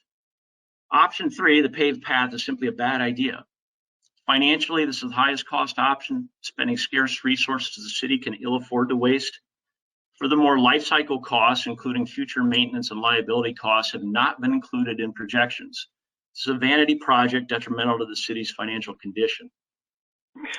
Safety. As someone who has worked in commercial fishing and forestry, the most dangerous of industries, safety is a personal value I hold dear.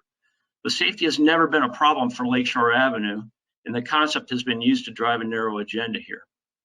In this case, an issue has been created where none has existed. Simply put, if it ain't broke, we don't need to fix it. And most importantly, environmentally, this plan is outdated, uninformed, and simply wrong. Common sense says that fragmenting a critical riparian zone with over 21,000 square feet of paved impervious surface is a bad idea.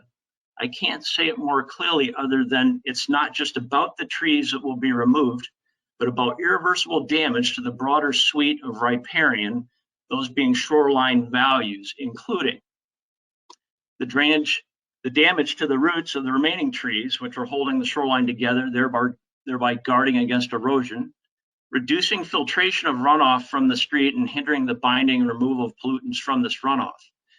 And fundamentally, the fact that now there will be increased runoff due to the increased paved surface, thereby placing greater load on the resulting smaller fragmented critical green space.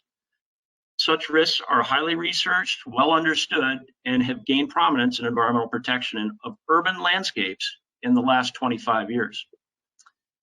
And to be clear, this is not a new issue with respect to Lakeshore Avenue. These concerns were raised a decade ago by my dad, who planted trees and was a steward of his land, and indeed concerning that the city, by its own admission during proceedings last week, has not incorporated environmental values into the decision-making process. Speaking diplomatically, this is at best an oversight. More concerning, it indicates a lack of thought and a thinking that has transpired to be outdated. What I fail to understand appears to be some individuals' insatiable desire to define our collective enjoyment of the Neenah Lakeshore with curb, gutter, and pavement. This thinking is outmoded. What's a better option? The status quo. Simply repave the existing road footprint and be done with it. Pedestrians have always been able to safely walk on the reduced speed street or on the grass. Yes, for those who are unclear about it, this is private property, but that's not the issue. We have always encouraged the public to walk, picnic, fish, relieve their pets, and otherwise recreate on a riparian area maintained at our own expense. If I've learned one thing in my career as an environmental manager, is that environmental degradation is a one-way street. Once it happens, there's no going back. For the city to stake a claim on private green space by destroying its environmental function is, in a word, shameful. Ironically, it's true that we are poised on the eve of the 50th celebration of Earth Day, and furthermore, this Friday is Arbor Day. And more ironically, one of the trees impacted by option 3 was planted by me as a youth on Arbor Day in 1984, the year and the day Neenah, Wisconsin claimed the designation Tree City, USA. And the city of Neenah, on this day, in a time of national crisis, no less, stands poised to make an irreversible decision to pave paradise, our lakeside green space. For what reason? Simply put, none. This is an inherently bad idea. The good news is it's not too late. Please keep your minds open and think critically. I invite you to view yourselves as stewards of Neenah's financial and environmental resources and to please vote accordingly. Thank you. Thank you, Joel. Stephanie, next up we'll have Judd Stevenson. Judd, can you state your address for the record, please? Hi, it's Judd Stevenson, 632 Reed Street. No, I'm not a resident of Lakeshore Avenue. I just wanted to ask the council to reconsider the survey on the Lakeshore Avenue pavement situation. I support the idea of just paving the street and putting a line down. I think it saves the city some money by not having to plow it twice in the wintertime. If you have a curb there, you're going to have to run a plow through the street, and you have to come back again and run a plow on the path. If you build the path on the grass, you're going to have to run the plow on the grass. So I think you're going to save some money. I walk that path almost every day, all year long, and I've never had an issue with a car hitting me, coming close to me. I've never seen a car come close to hitting anybody. I just don't see the need for a curb. I don't see the need for a special path in the grass. And the last point I want to make is you're going to eliminate a lot of aesthetic beauty if you put this path in the middle of the grass. And it's going to make it look more of a corporate type thing. And I don't think it's needed in the city of Neenah. I really appreciate the time you're giving me to speak. Thanks very much. Thank you very much, Judd. Is there anyone else who'd like to speak to the council at this time? You're out, right, Stephanie, of people? Correct. Okay, is there anyone else from the public who'd like to speak to the council?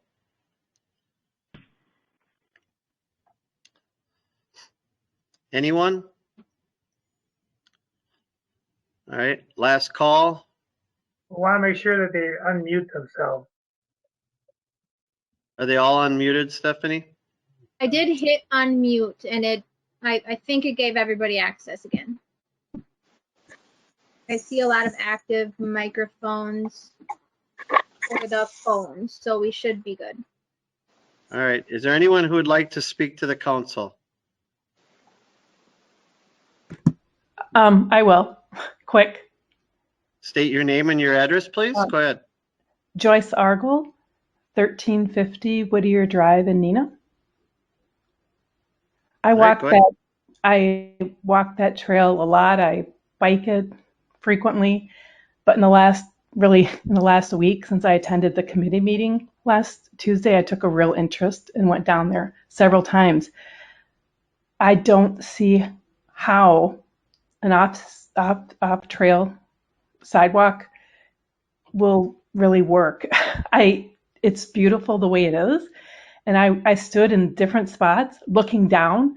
Some areas of the green space are very narrow. To almost seem very silly to put a sidewalk in, particularly one or two, the third or fourth house in and then going north. There's a little area there that's very narrow. and the trees, I actually sat on the ground and looked up. The thought of any of those trees going down, now granted, we're all in stay at home right now. I just really needed to get out, and I decided to go there several times. And I have a kind of open mind about it. I really just do not see how that is going to work, and I think we might be regretful later. Thank you for the opportunity. Thanks for your comments. Anyone else from the public who would like to speak? How are you, Brian? Anyone else?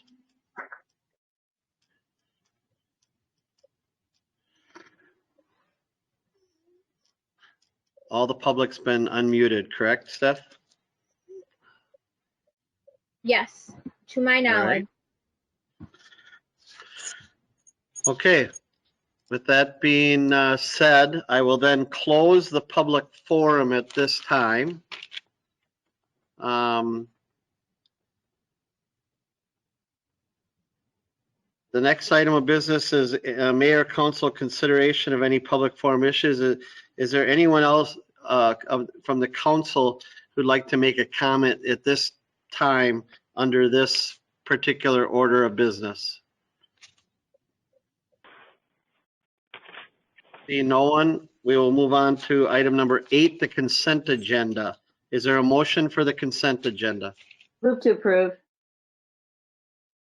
Second. There's a motion by Alderman Ledrum, seconded by Alderman Stevenson, to approve the consent agenda. Any discussion, comments? If not, all in favor will vote. Is there any objection to unanimous consent to approving the consent agenda? Any objection? Seeing no objection, that's so ordered. Item number 9 is the report of the standing committees. Public Services and Safety special meeting of April 21, 2020. That would be Alderman Bates. Thank you, Mayor. Tonight's meeting, the committee recommends that the council approve or authorize the Neenah Police Department to purchase the Fresh Gear RSS for an amount of $19,845 out of capital equipment reserves, and I would so move. Second. There's a motion by Alderman Bates, seconded by Alderman Lendrum. Alderman Boyette, you have a question? Go ahead. Then Alderman Stevens. I have a question for Chief. Yes. So earlier, listening to the doctors speak, they weren't in favor of this type of equipment for them because it breaks down their equipment material. Would that be an issue for you as well? No, that was Doug, and he's referring to the masks. We did some research on that, and our masks that we're currently using day to day are just one-time use masks. The equipment that we put in there are our ballistic gear, which they do not break down. Our duty belts, and those do not break down. And this has been proven through the military, other police departments, even the Fox Valley Tech Public Safety Center that puts their gear in there after their trainees use the equipment. So what he was referring to was the actual masks, and those. I think I had talked to Alderman Lendrum about that we would look into that part, but ours is one-time use, so we wouldn't be putting those in there anyway. So no, short answer is no. The equipment we put in there is, this machine is made for that equipment. Thank you. Just wanted to make sure. No, good question. Thank you. Alderman Stevenson. Thank you, Mayor. The actual motion that came out of committee was mine, and I wanted to make sure that we identified the funding source. The funding source that we're going to use initially is the capital equipment reserves, but I also want to make sure that we target any federal COVID-19 dollars that might become available to the city for things specifically like this, to be compensated for, because as the chief indicated in committee, this purchase would not be being requested had not we be in the environment we are. So question for Director Easker, Finance Director Easker. Mike, I'm assuming that we've established, and I've seen emails from you regarding the election, that we're going to put this into some sort of COVID-19 identifiable cost center account number, so that when we're looking to be reimbursed for whatever we can, that this is one of those items that will be identified. Yes, it would be.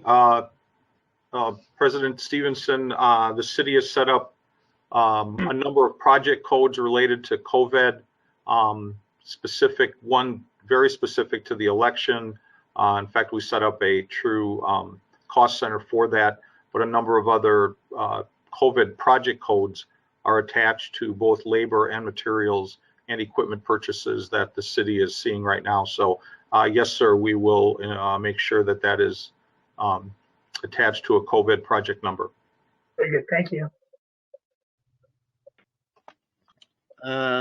Anyone else? Alderman Coons and then Alderman Bates. Thank you, Mayor. I've got a question for Dr. Easker. And while we identify these costs as being related to COVID, what are the chances that we get reimbursed? I don't know the details right now, and we haven't had a chance in finance to talk about them, about what has been set up state and federal wise to help cities like this. Is this just something we hope to get, or is this something we feel strongly that we would get reimbursed for these costs? I guess my best answer to that is we are going to do our best to identify any and all costs related to COVID, with the, I guess, potential that there could be any number of sources, both state and federal, that potentially could help. We do know for sure that FEMA, we already have an attached account with them, and began early on with the help of the fire rescue department to begin to track things very specific to public safety that FEMA was involved with. I know that, again, there are dollars, I believe, simply very directly related to the most recent legislation that's going through Congress that has a state and local component to it. And we also, quite frankly, intend to do everything we can to have the state reimburse the city for all costs associated with holding the election, the in-person election 2 weeks ago tonight, including all the need that we had to consolidate poll locations, create all the safety and precautions that were necessary to do that as safely as possible. So we're kind of working on a number of tracks, and we'll be ready when those opportunities present themselves. Alderman Coons, anything else? Well, it sounds like there's a hope. We're hoping not. We don't know we don't have a direct vehicle to pay for these. Just like we wished that we could had a mail vote system, but that's not the way the state proceeded. So while we hope for things, that doesn't mean we're actually going to get them, is what I'm hearing. But we are prepared in the best way possible. If it's at all possible to get reimbursed, we will try. Yep, it's the best I can probably give you at this point. Okay, thank you. Alderman Bates. Thank you, Mayor. Would it be best if I put that in my motion, or is it something that could be understood in the minutes? From my perspective, it's not necessary. We'll just make a note of it to attach the project number to the purchase and leave it at that. Is that all right with Alderman Stevenson? Sure. Alderperson Coons been in contact with the finance department about things, appropriately so, about how we track, what we're tracking, how we changed our modes of operation. So this is something we'll be talking about as dollars either become available or don't become available, and especially if they become available, what are we going to ask for, and what do we think we can get? So this isn't going to go in one of those dark holes where, we never see the fingerprint purchase again. We're gonna we're gonna be tracking this. All right. Thank you. Very early on in the process, Mike and I talked about this. When we were given indications from state and federal government that there would be avenues of reimbursement, these accounts have been set up. Alderman Stevenson's been helping monitor that through the election process. But you betcha we're going to go after everything that we got coming. So I mean, otherwise it impacts our budget. So we're gonna attempt to seek reimbursement for these types of necessary equipment, tools, and decision making. Anyone else? All right, there's a motion and a second to purchase a Fresh Gear RSS system and to take the money out of capital equipment reserves. Easter will to put this in with the federal or state reimbursements at a later date. All in favor of that motion will answer in the affirmative. All opposed will say no. As Stephanie calls the roll, please. Alderman Boyette. Aye.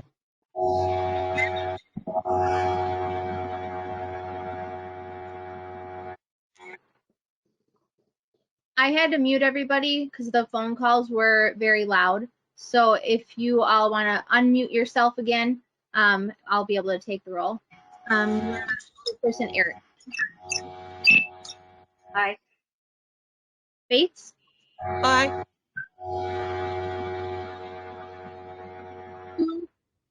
Aye. Lang. Aye. Stevenson. Aye. Spellman. Aye. Landrum. Aye. Yes. Aye. That's a roll call 8-0. Motion passes. And that concludes my report from the Special Public Services and Safety Committee. I'll move on to the regular Public Service and Safety Committee. Stephanie, did you say 8-0? 9-0. I'm sorry. Okay, thank you. Thanks. Go ahead, Alderman Bates, sorry. Moving to the regular committee meeting of April 14th, 2020. Minutes can be found on the city website. The committee recommends council direct staff to proceed with design and bidding for option 3, which is the offset trail on Lakeshore Avenue, and I would so move. There's a motion by Alderman Bates. Is there a second? Second. Seconded by Alderman Coons. There's a motion by Alderman Bates, seconded by Alderman Coons. Any discussion, comments or questions? Alderman Lundrum and then Boyette. Thank you, Mayor. I have been thinking about this for 8 or 9 years now. My personal desire are none of the options. I didn't like any of them. I have been fighting for 8 years with Public Works Director to not put in the curb and gutter, and apparently that's just not an option. And I have been trying, I've tried to push him to come up with any other idea, and it's just not best practices. I also did not realize how many people do not feel safe on that street. And that is, I'm down there almost every night. I have never had a problem. I don't understand that, but this is not just about me, obviously. I represent, District 1 also. And I do want people to feel comfortable down there. If they don't feel comfortable and they feel unsafe, I don't want to limit residents or even non-residents from coming down there. So my personal opinion doesn't much matter anymore. So as for the trees, it's sickening. There's just no question. Going down there every night, seeing those huge trees, they're just imposing and historic. But if we are going to be planting I realize you cannot replace trees like that in our lifetime.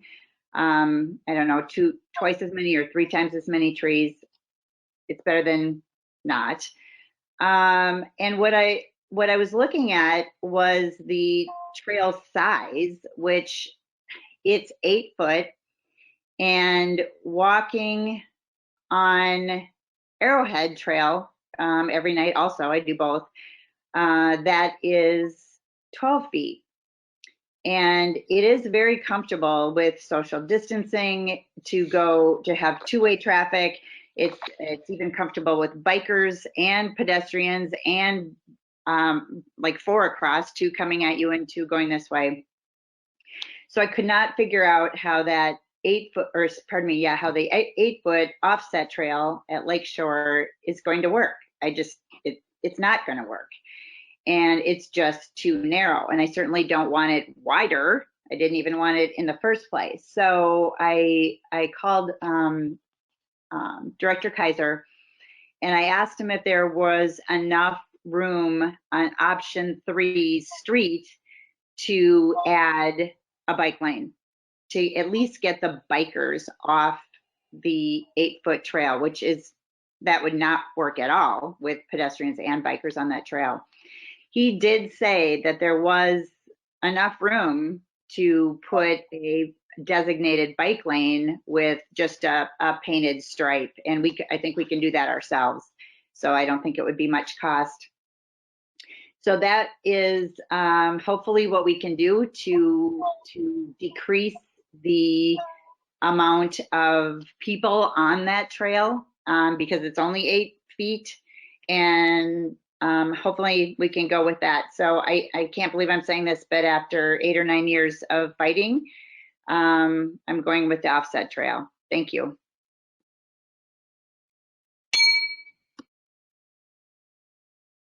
Alderman Boyette. Thank you. I actually have 2 questions and then a statement. My first question is, when the attorney was speaking, he had brought up something about some posts that were potentially removed by the city, and I'm just wondering if Director Kaiser can elaborate on that. Do you know anything about that? Did the city remove some kind of posts that were markers or something like that? You're muted. You got to unmute yourself, Jerry.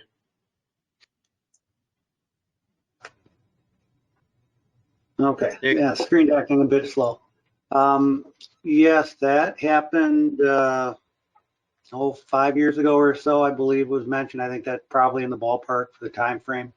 One of our staff had talked to the Durenzos who owned the property at the time.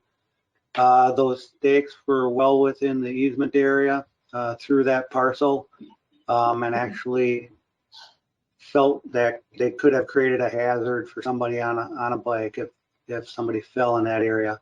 On top of that, they were not what were they very well for? maintained.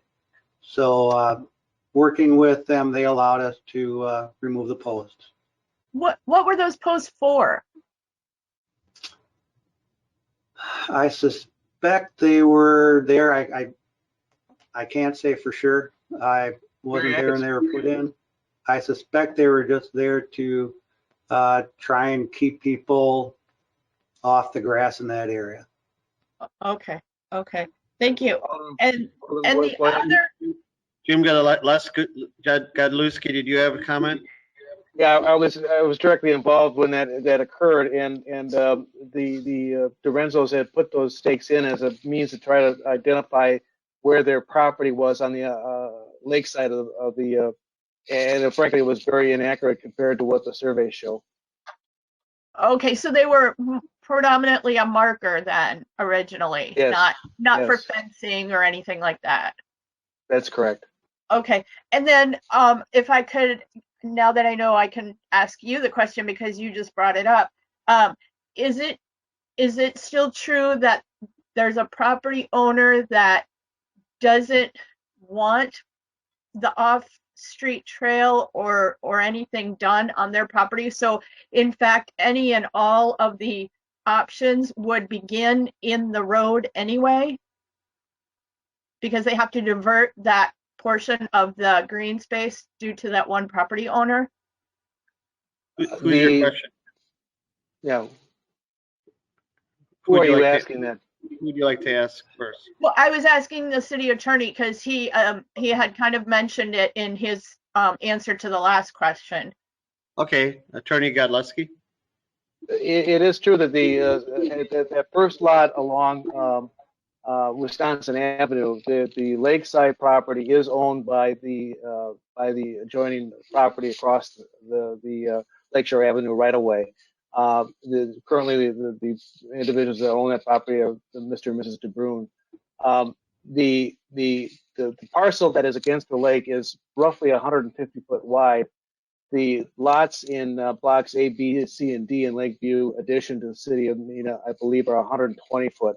So that parcel that is on the lake side of Lakeshore Avenue across from 620 East Wisconsin is slightly wider than lot 1 of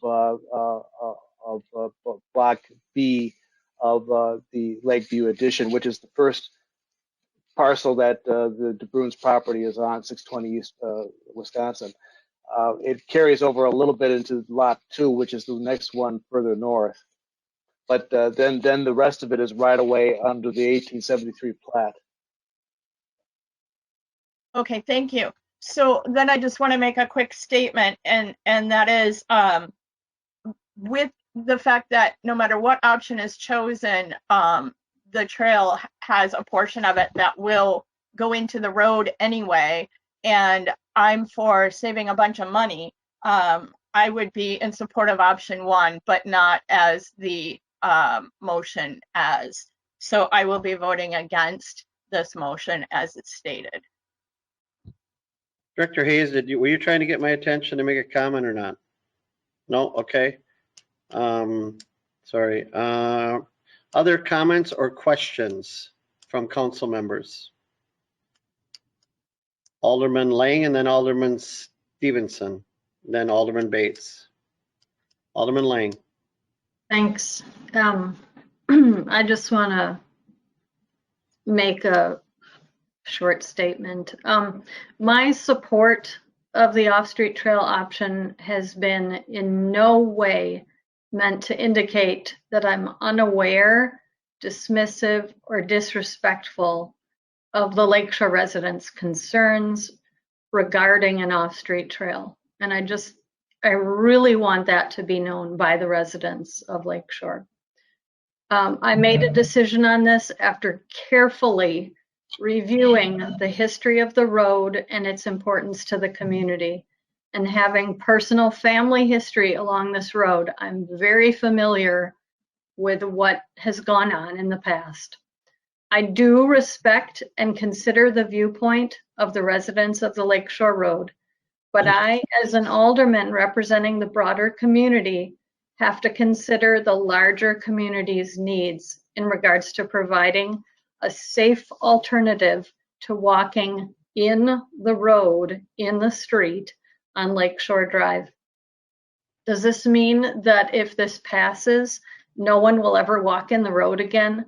Of course not. It doesn't. Unfortunately, it doesn't. But it does at least provide a safe alternative. And as a member of the Public and Services and Safety Committee, that has to be my priority. And that's why I would be voting for the off-street trail. Thank you. Alderman Stevenson. Thank you, Mayor. I'm going to try to touch on a couple of things here. I mentioned at committee meeting that there appears to be this overwhelming feeling among council members that the survey information that we received is a mandate for a safer environment. And 37% of the 37, I think it's 37% of the comments listed safety, but I went through and looked at the comments and I don't see that number. So my assumption is that anybody that mentioned the word safe, whether they were supportive of 1 or 2, were thrown into a category that said safety is a concern, so they're assuming they voted for option 3. What I can look at and what I can make a decision and a conclusion on is the actual safety history in that area. And it's safe. No accidents, no deaths,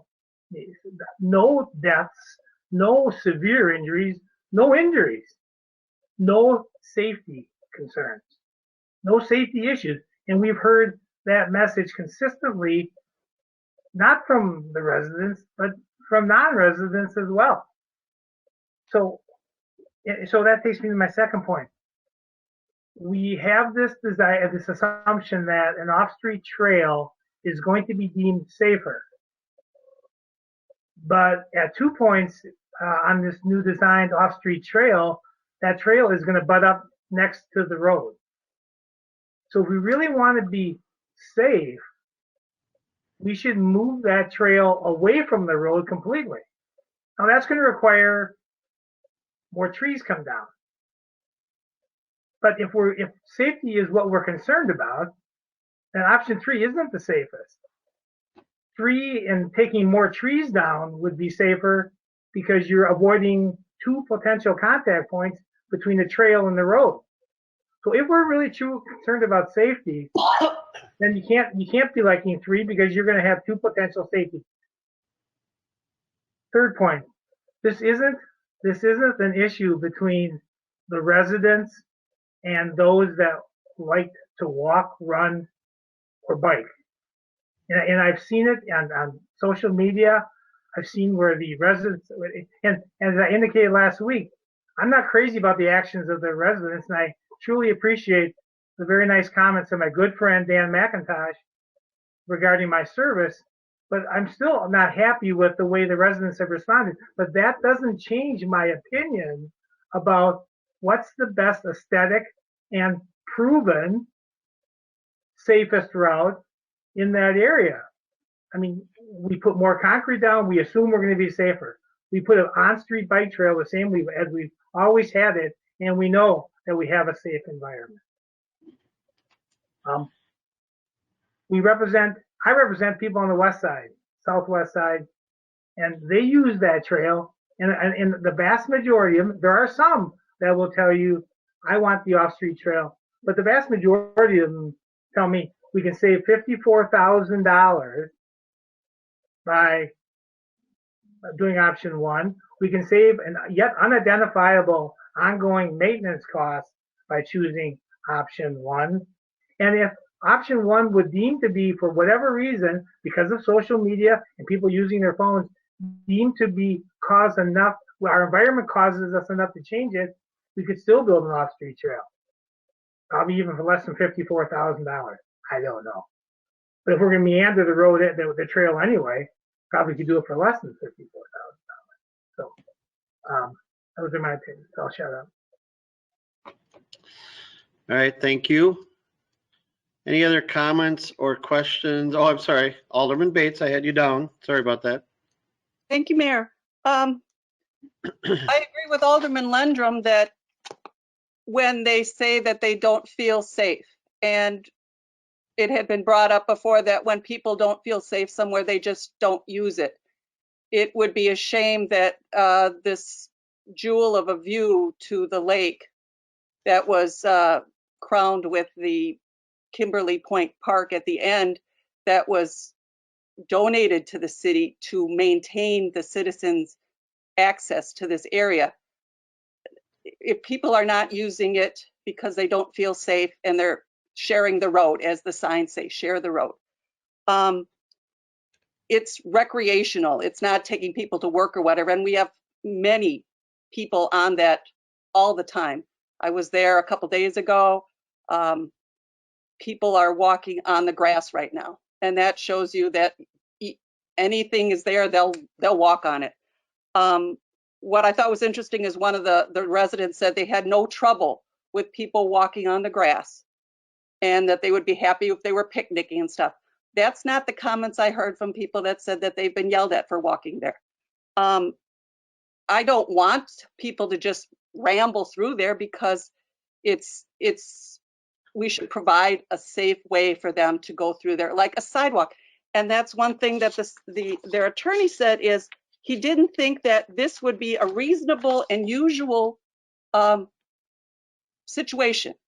And any other street in the city that requires this, and we're working on it in newer areas as well, if it looks like we have the pedestrian need there, we do put a sidewalk in. We do put a trail in.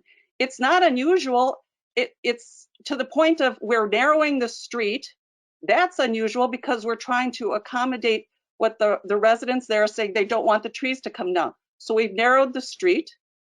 And so the usual thing is putting a sidewalk in. So if we don't put one in because of what's going on, that would be unusual, in my opinion.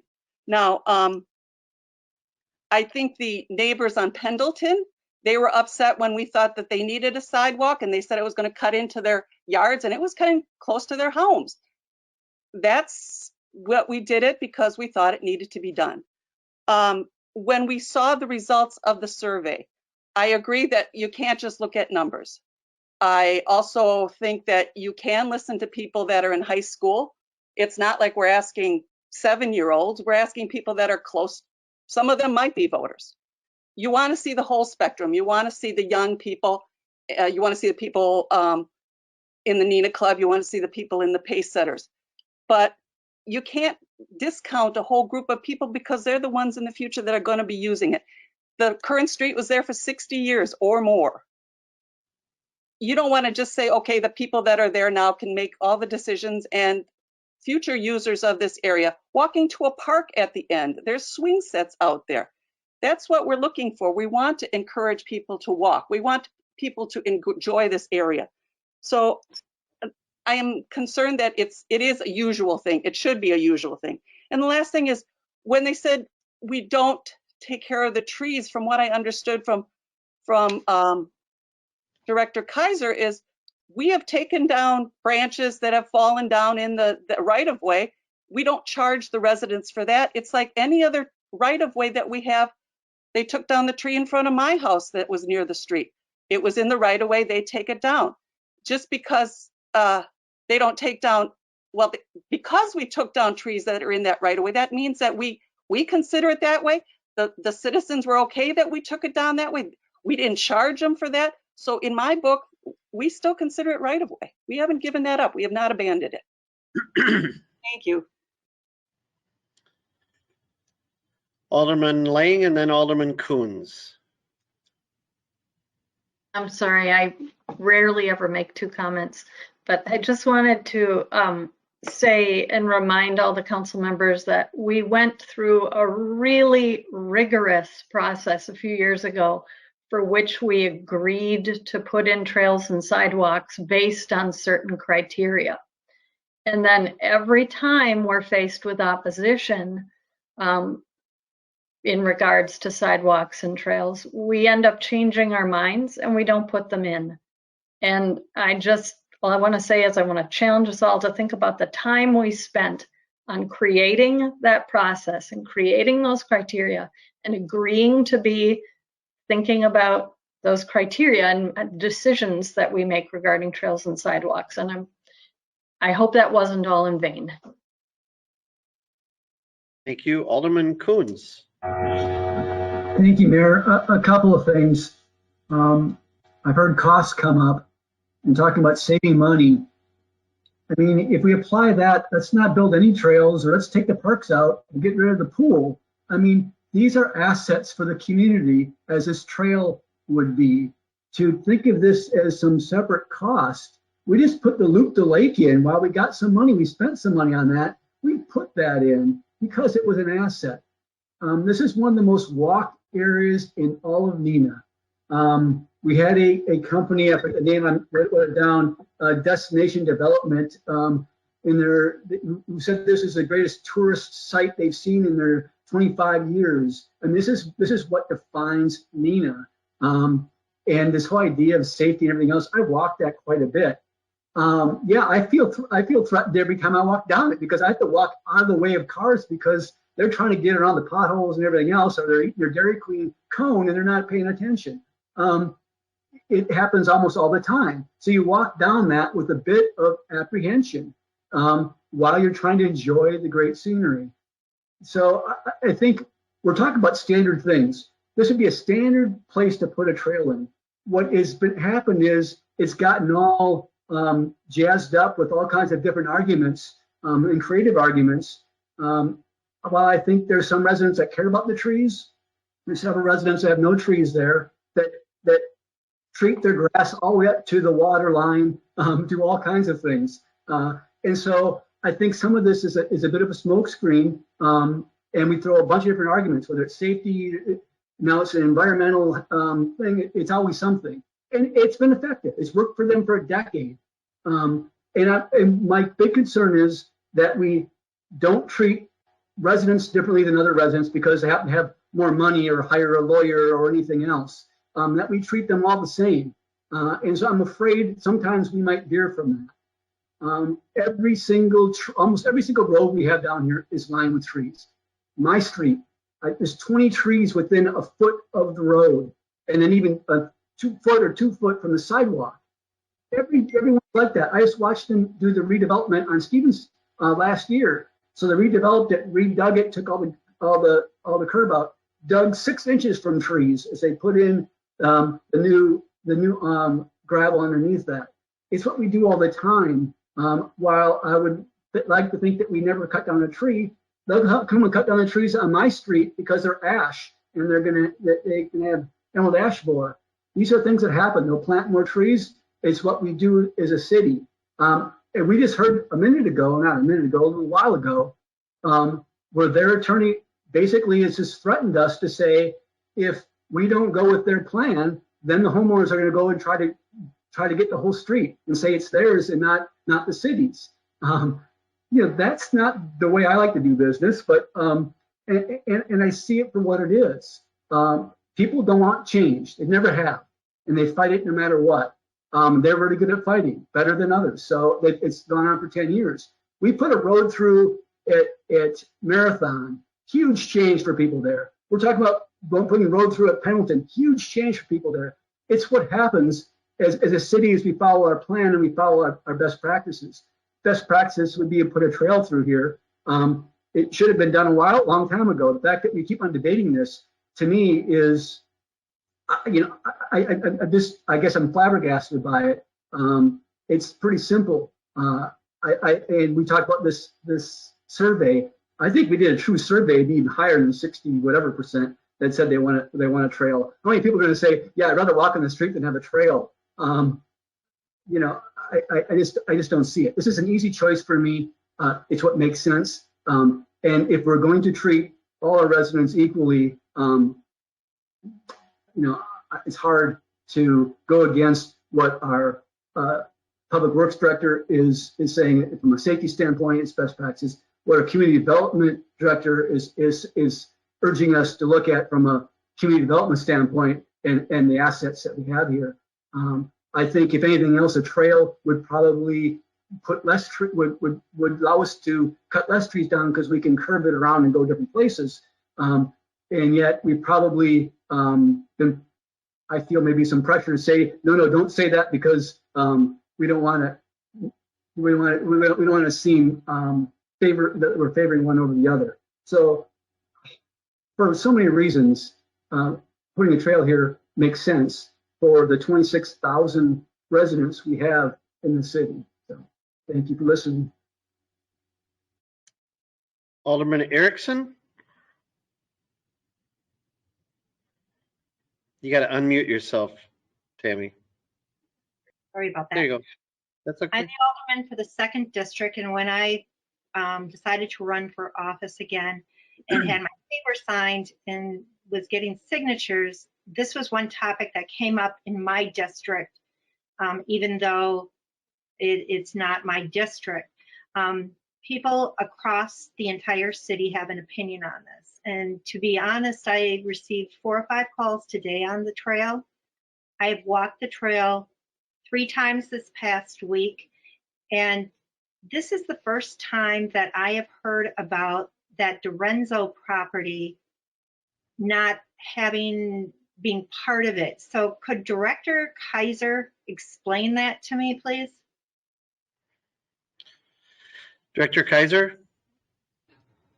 Yeah, I can explain it. Jim can jump in with the research that he's done out there.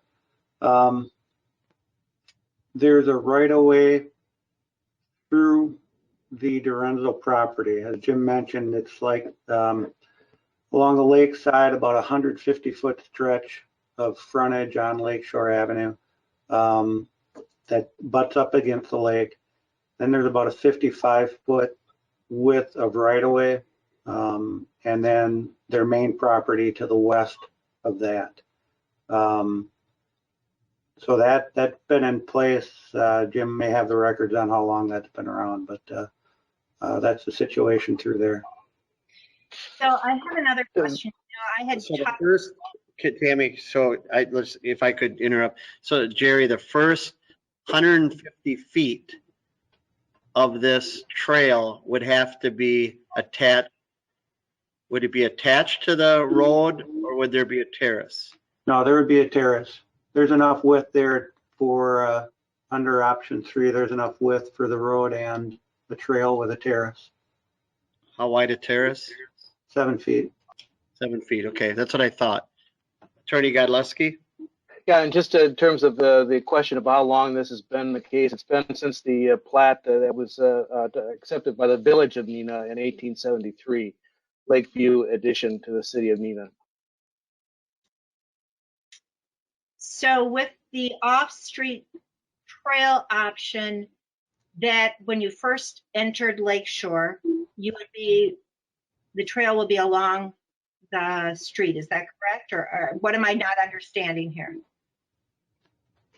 As soon as you enter Lakeshore from Wisconsin Avenue, the trail would be 7 feet offset from the road. So you'd have a 7-foot terrace area between the trail and the road, similar to what we have in a number of our locations around town. Director Hayes, you have a comment on this? Yeah, I just the history of this property, Wisconsin Avenue was subdivided long before Lakeshore Avenue. So that property at the corner of Lakeshore and Wisconsin Avenue was subdivided, and the property across the street on the lakefront is essentially an outlot.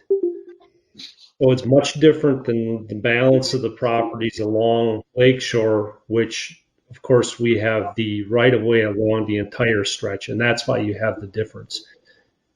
Just to add, Tammy, to your point, Alderman Erickson, if you pictured the trail along Bayview Road right outside my house, that's essentially how it would look. If you would imagine it, as opposed to the lake across the street from the Dorenzo property, you would have a house. So that's very much how it would look. So, and I just wanted to double check with Director Kaiser on this. You and I had talked about the sidewalk on Wisconsin Avenue, how it kind of abruptly ends, and then how would that access work to either the trail or the road, or how does that work? Yeah, under any of the options, that sidewalk will get extended to Lakeshore Avenue. We were looking at that spot again today. There's a fence that encroaches into the right of way. We may be able to work around it, but whatever it takes, we'll get the sidewalk to Lakeshore Avenue on that south side. Tammy, excuse me. Jim, can I ask, how can a project that didn't include Wisconsin Avenue suddenly include Wisconsin Avenue? Am I missing something? Who gave the approval to do Wisconsin Avenue? The entrance into the Lakeshore Avenue comes off of Wisconsin Avenue, so that they're going to have to feather it in there somehow. No, the sidewalk on the south side, you know, one could argue that had nothing to do with this project when it first came up, and I don't remember a motion or an amendment or anything to include that in the project. Who authored the inclusion of that sidewalk into the project? I can't answer that because I don't think, I don't know how. Jerry, how did that get included? Well, I guess I was assuming that sidewalk's going in regardless of the option that we're doing. It doesn't make a whole lot of sense to run that trail just on Lakeshore under any of the alternatives without having that connection in. So we had built it in from the start, whether we didn't explicitly spell it out in the budget line item or not. I don't ever remember it being in the budget, and when I put my proposal together, I guess I didn't think that would be part of the project, because it could be argued, or I could argue, that it's on the north end, then we should be including a way to get through the park, because the trail is going to abruptly end at the park, and all the people are going to have to walk behind the vehicles as they back up. So to me, if we're going to make that on the south end, that assumption that we're going to add that into the project, I guess the north end, I also heard some aldermen say that that's a problem also. I guess I'm reluctant to equate about 60 feet of sidewalk with Kimberly Point Park getting redeveloped. Yeah, I understand, but we just can't. I guess I didn't realize till now that someone just went ahead and expanded the scope of the project with probably no council approval, but okay. Alderman Erickson has the floor. Yes, I have another question. The mayor brought up Kimberly Point. When does that item get discussed by, I'm sure it would go to Park and Rec and then probably Public Service. And when is that scheduled to happen? Mayor, may I speak to that? I'm sorry, who's asking? It's Mike Kading. Oh, okay, I'm sorry, Mike. Sure, go ahead. We are, Park and Rec is requesting dollars in the 2021 budget to assess the situation and then propose to either do construction in 2021 or more likely in 2022. And that has to make it through the mayor's budget and the council, correct? Correct. Okay, thank you. Alderman Erickson, go ahead. That concludes what I have to ask. Okay, Alderman Bates had her hand up. Go ahead, Alderman Bates. Thank you, Mayor. I agree with you that last year you put into the budget trying to have some sort of walkway in the Kimberly Point Park. I was supportive of that. I think this could be the beginning of a plan that we move forward on. If we wanted to connect some of those other sidewalks along North Park, where in the middle of a block, the sidewalk will just stop. And I often see people that are walking on the sidewalk and then they have to walk out to the street.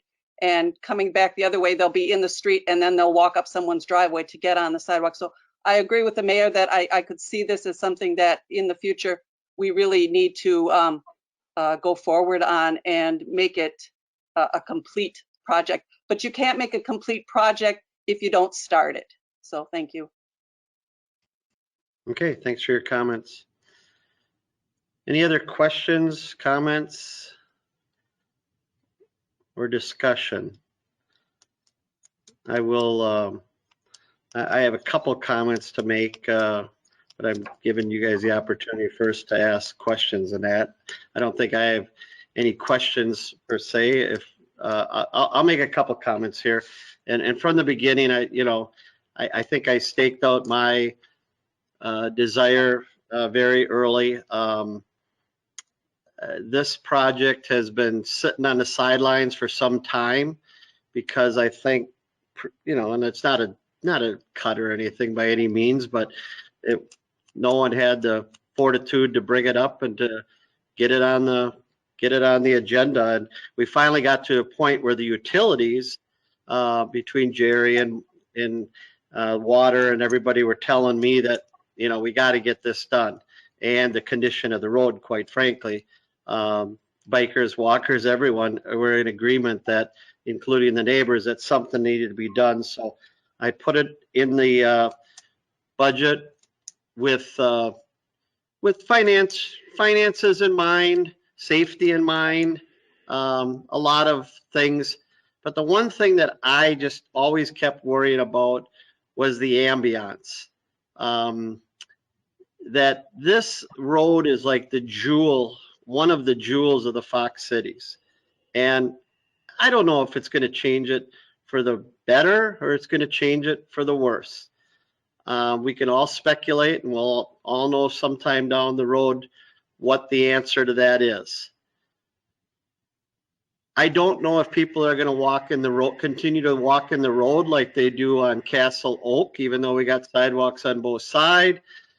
That is something that we'll find out later.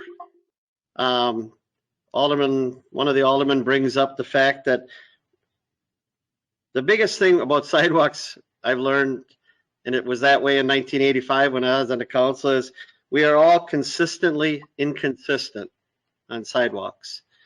And when a sidewalk comes up, the neighbors, or a trail sometimes, the neighbors come out and then the council retreats. We did that this year on Whittier. I put in Whittier Drive, and I'm not a huge sidewalk person, and Marge knows that. But I kind of looked at it and said, you know what, we got to get going on filling in some of these sidewalks throughout the city. So, but the ambiance is what concerns me, because people, I've talked to executives of major companies in this community who say, we take them out to Kimberly Point. We drive them out there. That's one of the destinations that try to sell this community to vice presidents and to leaders of the community. And I just worry about whether or not that's going to change. And so I thought I had something that would work. Was it the safest? I don't know. As one of the aldermen points out, there hasn't been an accident. There's been a lot of people who said they've had close calls. My wife is a runner, and she says that sometimes, cars can get a little close for comfort. James Merton tells me that the average speed is 16.3 miles per hour. And so I think that they can coexist, because I see it all over the state. Oconomowoc has it looks very similar to what we got right here. And Oconomowoc has a road that they all coexist. I thought the idea of rumble strips of, dedicating it, it's kind of like, it reminds me in many ways, even though it's a much wider road, Commercial Street we have clearly delineated lines that say this is for bikes and this is for traffic. And I think for the most part, people pay attention to that. The cars don't go into the bike lane area because it's marked. Are there some people who aren't paying attention? Of course there is, and we live in a different world than we did years ago. I walked the site today with Jerry and Chris and Jason, and we walked the site because I wanted to see for myself. And it really has become clear to me that the tree issue, there's some trees we're saving that I kind of go, I don't know why we save that tree. There's a lot of trees that we're not, that we're not going to save under either proposal, under either plan. The thing is, they're not the same trees. They're different trees. But somehow, magically, we all came up with 7 trees on all 3 of the things. And, that's great. And we found out today that the best practices is to be 6 feet, Jerry, confirm, right? 6 feet, 6 feet from a tree. Is that right, Jerry? Chris is nodding. Yeah, that's the number that we used for tree impact, was 6 feet. Thank you. So best practices is 6 feet from a tree to have a trail. There are numerous places along there that in order to be 6 feet from the tree, you're going to have to be right on top of the road. And so Are those places going to be safe? I would think not, based upon some of the comments. But we are going to, maybe go 4 feet from the tree. We don't quite know what the impact that's going to be on the tree. If that could have a negative impact and years down the road, we're going to be cutting the tree down because we decided to go 4 feet in order to get more room away from the tree. So those were some of the things that I saw today. I do think the one thing that's come up towards the end here is that if you came up with a plan for next to the street or on street, if you didn't like it, if it didn't work, we could change it down the road.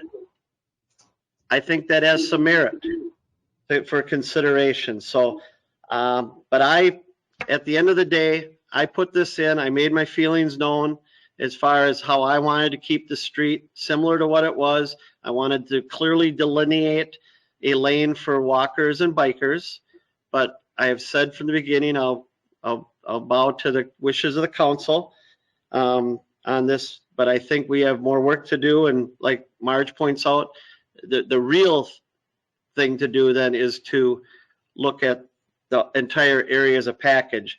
The runoff and that, it's going to cause more runoff.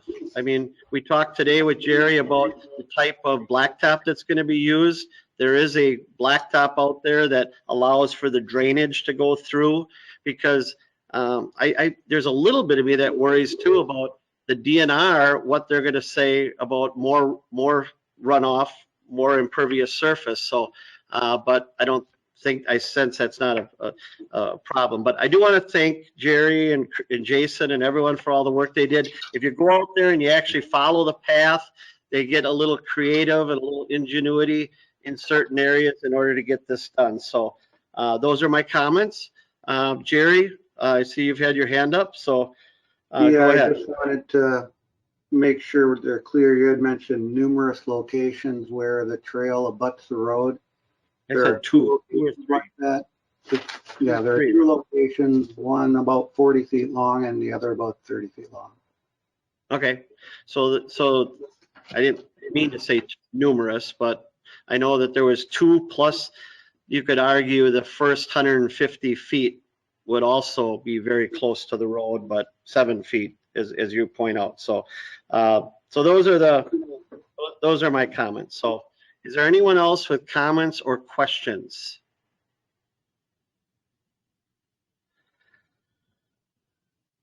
Is there any motion? There is a motion on the floor.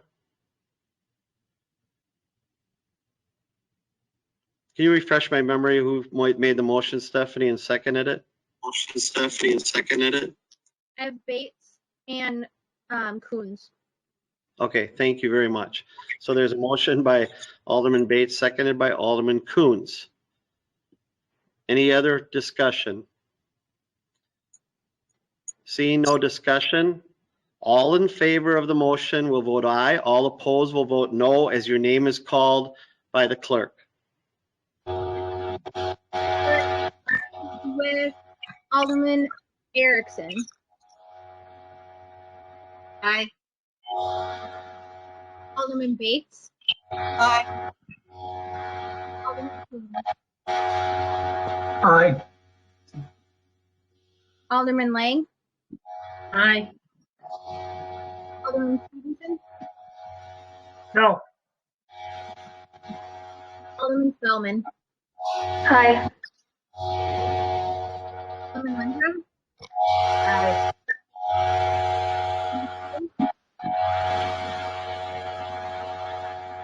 Alderman Steele.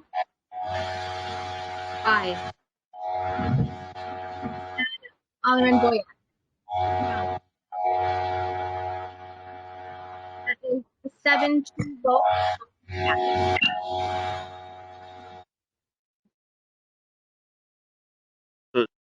Yeah, just so I'm clear, it was a little hard. We had some feedback or something.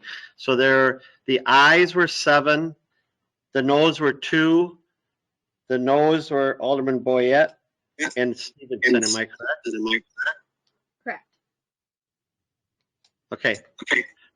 7-2 with 2 noes.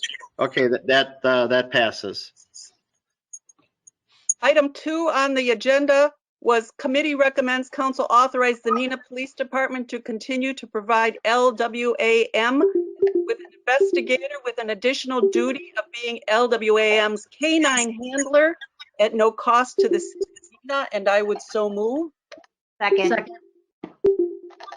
Alderman Bates moves, seconded by Alderman Lang, to continue to provide LWAM with an investigator with the additional duty of being LWAM's canine handler at no cost to the city of Neenah. We had quite a bit of discussion on this. Is there any further discussion? Alderman Bates? Yes, I just wanted to clarify that the LWAM is where we have our drug enforcement group for the county. I see that Director Taylor is on our chat. Welcome, Director Taylor. And he made a good presentation at our Tuesday meeting to describe how this dog and handler will be used now that Cedric has retired. Thank you. Other comments or questions? Alderman Stevenson and Alderman Coons.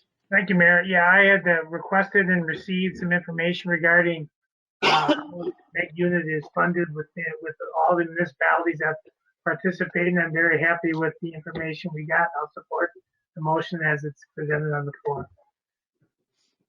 Thank you, Todd. Alderman Coons, go ahead. Thank you, Mayor. I just wanted to thank Chief Olson. I asked a lot of questions. It sounds like several people did.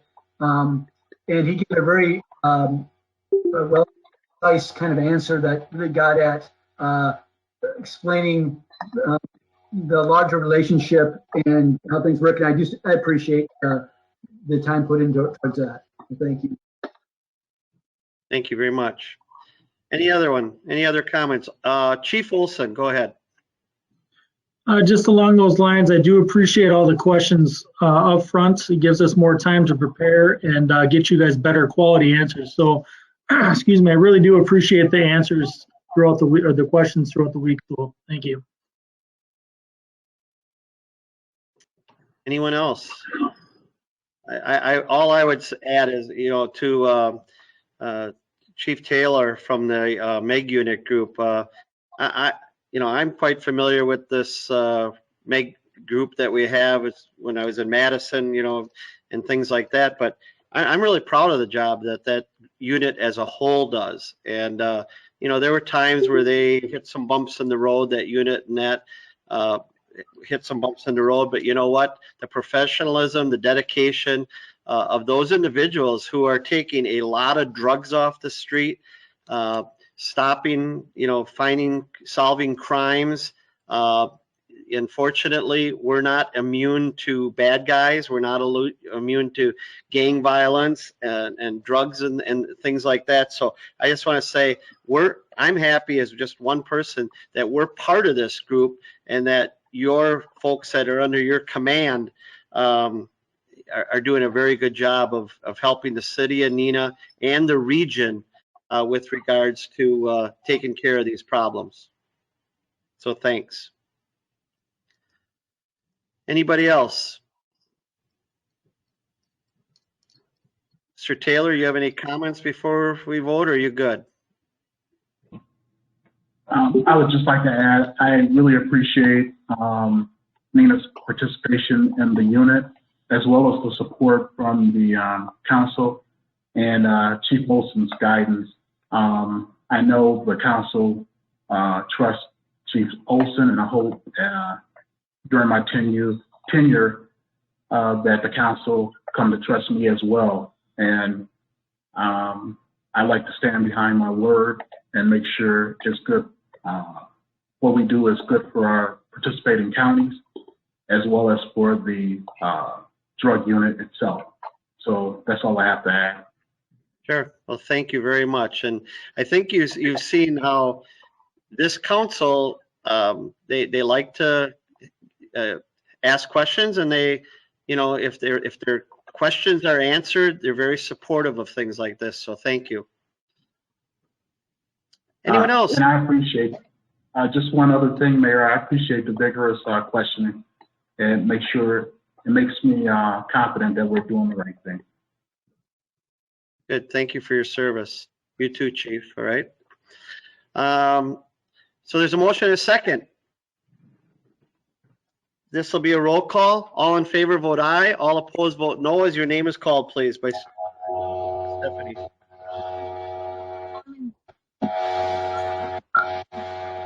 Aye. Alderperson Kuhn, Aye. Lang, Aye. Stevenson, Aye. Spellman, Aye. Landrum, Aye. Steele, Aye. Boyette, Aye. and Erickson. Aye. It's a 9-0 vote. Motion passes. That motion passes 9-0. And that Thank you very concludes much. my report. Thank you, Madam Chairperson. Item number 10 is report of special committees and liaisons and various special project committees. There was no regular plan commission. Item number B is the Board of Canvas meeting of April 13th, 2020. Council President Stevenson. Yeah, I'm looking for it. I know I saw it. I didn't print it, and I knew I had to print it off. I can tell you that the Board of Canvases confirmed the result. I can't tell you what the numbers are because I can't find it, but Alderperson Lendrum was elected in District 1. Alderperson Erickson was elected in District 2. And Alderperson Lang was reelected in Alderman District 3. I just can't find the minutes of the Board of Canvas. So I'll have to report that out next Deputy time. Clerk Teslock, do you have the numbers or is it not important? Probably not important. Look, it's always important when you hold an election. I don't want to shirk my responsibilities. But I forgot okay. I saw it. I know Tammy won by 1,000 votes or something like that. All right. So that's the report. Congratulations to you three. Welcome Mayor? back. We're excited to have you back. Yeah, there you go. Mayor, Go ahead. I have the minutes from the Board of Canvas of, actually, that's the old, never mind. The Okay, February yep. Board of Canvas. Alderman Stevenson gave us the report and that works just fine. The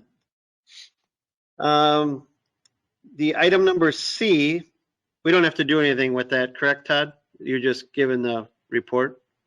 Or do we have to? Okay. Jim, we don't have to do anything? He just gives the report? That's correct. Thank you. Item number C is the Board of Public Works meeting of April 15th, 2020, and that will be done by Alderman Bates. Thank you, Mayor. I want to commend our Public Works Department. They are still busy and during this difficult time. We have several informational items and then council action items will follow. Item A, the board approved change order number 1 for contract 1-19 for sewer and water main construction and street construction to Carl Bowers and Sons Construction Company Incorporated, Kaukauna, in the amount of $40,539.07. Item B, the board approved change order number 2 for contract 2-19 for miscellaneous sewer and water main construction and street construction to Robert J. Immel Excavating, Inc., Greenville, in the amount of negative $36,445.67. The board approved pay estimate number 1 for contract 1-20, sewer and water main and street construction to Kruchek Construction in the amount of $95,340.10. The board approved pay estimate number 1 for contract 2-20, miscellaneous sewer and water main construction to Carl Bowers and Sons Construction, Kaukauna, in the amount of $427,922.75. The board approved pay estimate number 1 for contract 5-20, sewer and water main construction to Robert J. Immel Excavating, Greenville, in the amount of $92,228.55.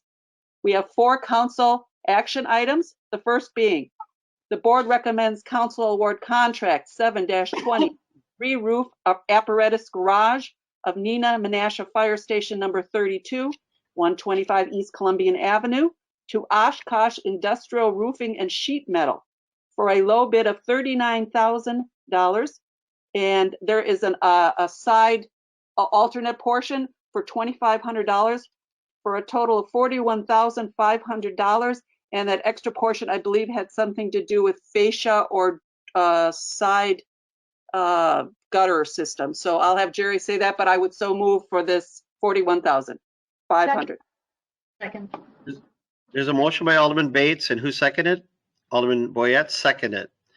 Questions or comments on the motion? If Jerry could talk about that alternate portion. Yeah, Sure. the alternate portion was for replacing roof drains as part of this work. Roof drains, okay. Any comments or questions? Yeah. Alderman Stevenson, go ahead. Yeah, once I know that Jerry in the Public Works Department was recruited by the fire department to kind of take over and manage this project, and we kind of teased and joked about that in public services and safety. But shouldn't this request gone, and maybe it's because Jerry's managing it, but shouldn't this request gone through the Neenah Fire Rescue? I believe in Mike or Jim may be in a better position to answer. Since the city is responsible for its own facilities, this kind of falls outside of the Neenah Menasha Fire Rescue purview. Well, no, it doesn't. That's my understanding. So yeah, I know. That's why I assumed you'd have thought that. But correct me if I'm wrong, Alderperson Coons or Alderperson Boyette, but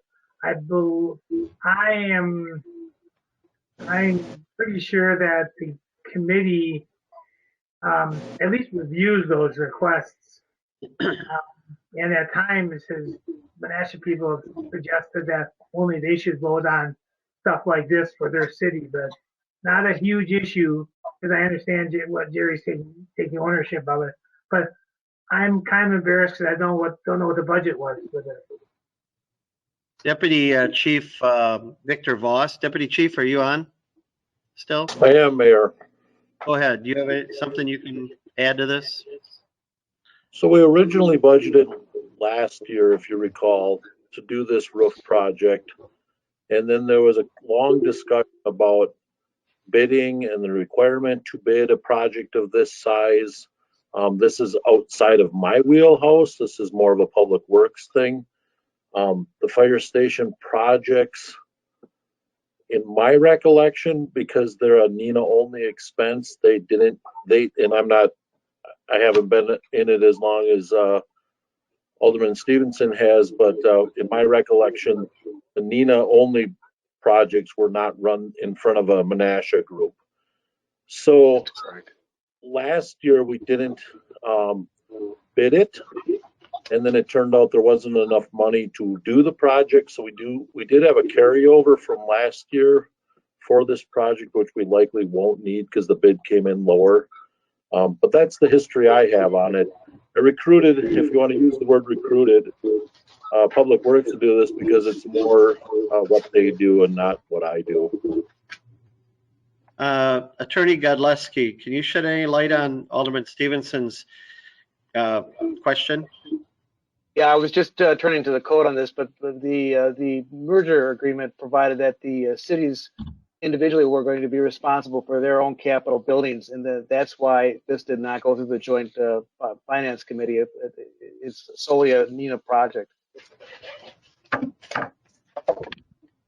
Alderman Stevenson, anything else or? Well, I think I'll take issue with Jim. I think the committee has over the years reviewed these types of requests from individual municipalities. I can't say that we've reviewed all of them, but so, and given the fact that the fire department has recruited Public Works, I can understand how it might have occurred. The merger agreement Jim references does, and I'm looking for the agreement itself. It does define the fact that brick and mortar for each of the cities is the responsibility of the cities. I don't think it addresses the procedure used to approve those expenditures, but not a huge deal. I would agree with that, Council President Stevenson. I don't think the agreement itself does it. I was just searching for the language in the rules about that. I'll take a look at that and get back to you on that. Take a look at that. Alderman Bates and then Alderman Kuhn. Director Kaiser, I remember we asked the question and I've forgotten the answer of the budget was, how much was the budget? And I remember it was under budget. And this particular bid was considerably, several $1,000s cheaper than all the others. So do you have the number for the original budget? What I see on page 287 of the operating and capital improvement budget is a line item for $39,000 for the roof repair. Victor, you mentioned a carry forward. We were estimating a roof at $60,000 for the replacement. So we had a carryover, I believe, of $21,000, budgeted $39,000 this year to make up the $60,000 what we thought the estimate was going to be.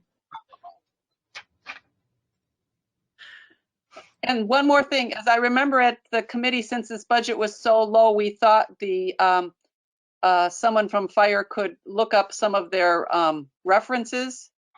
I don't know if that was conveyed to them or not. Did we check their references at all, Victor? I didn't, and I did speak to Pat Fisher and Jerry just briefly about the difference in the bids. But I was not directed to contact anybody for references. I did contact Winnebago County. This firm had done work for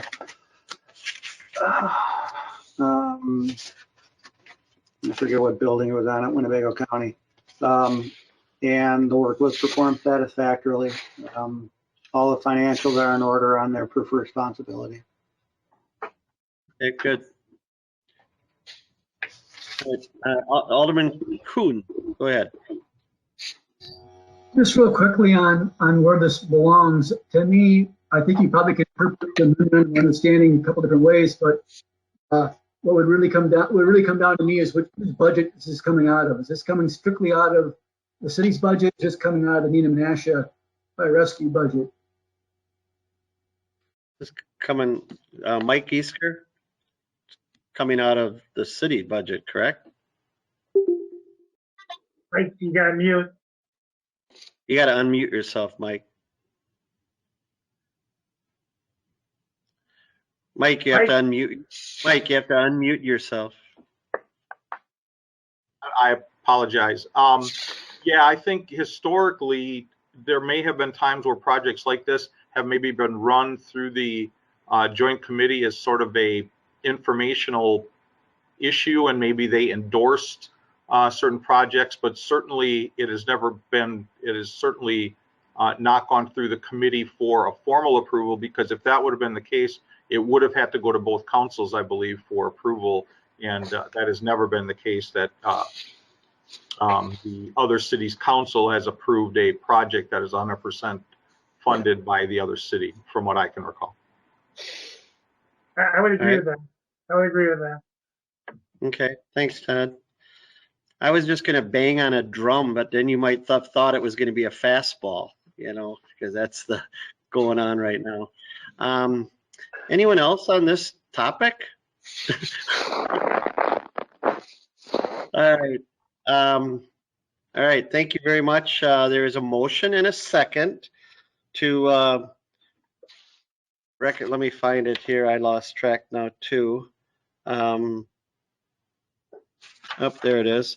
Award contract 7-20 to re-roof the apparatus garage at Station 32 for the low bid of $39,000 with the alternate bid of $2,500 for a total of $41,500. Seeing no other comments, all in favor will vote aye. All opposed will vote no if your name is called by Deputy Clerk Chesler. Right. Alderperson Coon, Aye. Alderperson Lang, Aye. Stevenson, Aye. Spellman, Aye. Landrum, Aye. Steele, Aye. Boyette, Alderperson Boyette, Alderperson Boyette, you have to unmute yourself. Unmute yourself.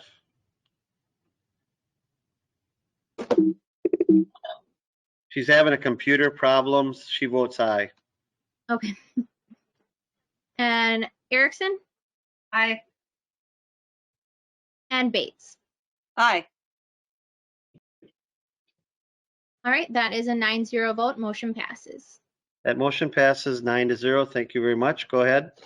The board recommends council approve the final payment for contract 1-19 miscellaneous sewer and water main construction to Carl Bowers and Sons Construction in the amount of $73,832.52. And this is taking into account the change order above. So everything will be paid in full, and I so move. Second.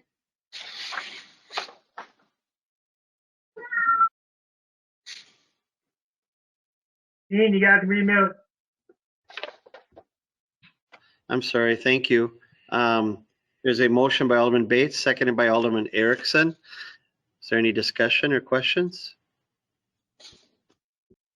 Seeing none, all in favor will vote aye. All opposed will vote no using when your name is called by Deputy Clerk Cheslock. All right, Alderperson Lang, Aye. Stevenson, Aye. Spellman, Aye. Landrum, Aye. Steele, Aye. Boyette, Aye. Erickson, Bates, Aye. and Coons. Aye. Right, that's a 9-0 roll call vote. That motion also passes 9-0. Thank you. Go ahead. Item C, the board recommends council approve the final payment for contract 2-19 miscellaneous sewer and water main construction to Robert J. Immel Excavating in Greenville in the amount of $113,543.15. And this once again had a change order right above us. So, and I would so move. Second. There's a motion by Alderman Bates, seconded by Alderman Stevenson. Discussion? Seeing no discussion, Clerk Cheslock will call the roll, please. Alderman Stevenson, Aye. Spellman, Aye. Landrum, Aye. Steele, Aye. Boyette, Aye. Erickson, Aye. Bates, Aye. Aye. and Lang. Aye. That is a 9-0 roll call vote. That motion also passes 9-0. The last item on my council action items is the board recommends council approve the amendment to development agreement for the first addition to it, Integrity Acres, and I would so move. Second. Alderman Bates moves, seconded by Alderman Lang to approve the amendment to development agreement for the first addition to Integrity Acres. Any discussion? Seeing none, clerk will call the roll. Vote aye as your name is called, or vote no by Stephanie. Go ahead. Alderperson Spellman, Aye. Landrum, Aye. Steele, Aye. Boyette, Aye. Erickson, Aye. Bates, Aye. Coons, Aye. Lang, Aye. and Stevenson. Aye. That is a 9-0 roll call vote. That motion also passes 9-0. Thank And that you. concludes my report. Thank you. Thank you very much. Item number D is a report from the CDA. Director Hayes, you have a report tonight? Just very quickly, Mayor, the staff met last week with the prospective developers of Site 6 in our downtown. We've had a couple little cleanup items in the proposed development agreement that is back into their office. We expect that to move forward here fairly shortly. So hopefully that'll come forward through CDA on the council, hopefully in the next month or so. We had, I see the chief left the meeting. I wanted to extend the thanks to the chief. We had a theft issue at our new property in the industrial park in the junkyard, but I can tell you the junkyard thieves have been caught thanks to his team. Lastly, an item not specific solely to CDA, but Winnebago County has implemented a COVID rapid recovery loan program that is available to our community businesses. As of last week, they review applications every week and award them on Thursdays. They've met twice, and I believe at least 5 Neenah businesses have applied and received grants through loans through that program. That's all I have, Mayor. Thank you, Director Hayes. I did send the council a short update earlier today, and I did put if anyone knows of any small business that maybe they haven't been approved to the federal yet, you can get them in touch with either Brad Schmidt or Chris. It's also on our website for the Winnebago County loan program, and you could even use that as a bridge, so to speak, until the additional dollars that seem to begin to be needed for the federal CARES Act. But so get a hold of them. Thanks, Director Hayes. The Library Board report, Alderperson Erickson, and also Alderperson Erickson, you also have the Neenah Arts Council. Go ahead with the Library Board report. Unmute yourself, please, Tammy. There you go. Sorry about that. The Neenah Library Board met on Wednesday, April 15th. And the first item I'd like to mention is it was Mary Whipple's last Library Board meeting. And Mary Whipple first joined the Library Board on February 15th, 1989. And she's had many years of service on the Library Board. She served as president of the Library Board in 1990 and 91, 1996. 2014 through 2015, and as vice president in 1989, 1992 through 95, and 2012 through 2013. She was part of the referendums and the design and the construction of the new building in 2000, and she was instrumental in the grand opening event and chaired the committee for the 10-year anniversary celebration. And I would like to thank her for her years of service on the Neenah Library Board. She was truly a asset to the library, and she's an avid patron of the library, so she will be missed. Another exciting thing for the Neenah Library Board is Gretchen Robb, the director of the library, gave me the press release that will be going to the media tomorrow, indicating that the Neenah Public Library will be available for curbside pickup. The service will start Friday, February 24th, and April 24th? April 24th, yes. And the library is currently closed to the public, but staff are available to get books, movies, music, magazines, and more to patrons while the community continues to practice the safer at home. The details will be available on the library's website and in the media tomorrow, but it is truly going to be a wonderful thing for the library, and many people are excited about having the opportunity to check out items from the library. And that concludes my report. And sometimes we'd all like to go back to February 24th and do it, start over, right? Thank you for the library report. The Neenah Arts Council, you have a report? Alderman Bates, you have a question? Oh, Yeah, go ahead, Alderman. do they still not want us to return things, though? Returns will be accepted. The book drops will be open for returns Monday through Thursday, 9 to 9, Friday, 9 to 6, Saturday, 10 to 4, and Sunday, 12 to 4. What the library is going to do is the items that are returned are going to go into plastic bags, and they're going to be put in the Shattuck room for 72 hours, and then they will be dealt with. So since the library is closed, they have a plan how to do that safely. And they have really done a great job making sure that the public and the staff are safe. Thank you. Mayor?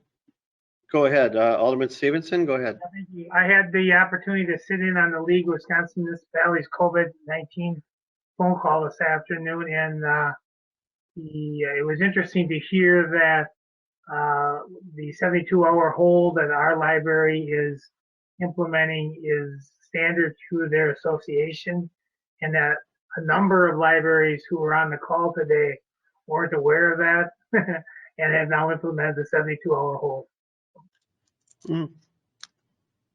Okay, thank you. Any other library questions? If not, Alderman Erickson on the Arts Board. Thank you, Mayor. The Neenah Arts Board has not had the opportunity to meet. We plan to schedule a go-to meeting soon, but because of COVID-19, we just have not had a chance to meet. Okay, that's fair. Thank you. So those are the reports. There are no petitions tonight. Any council directives by anybody? Any unfinished business? Seeing no unfinished business, I'll move on to new business. Discuss dates for council picture, availability of alderpersons and staff.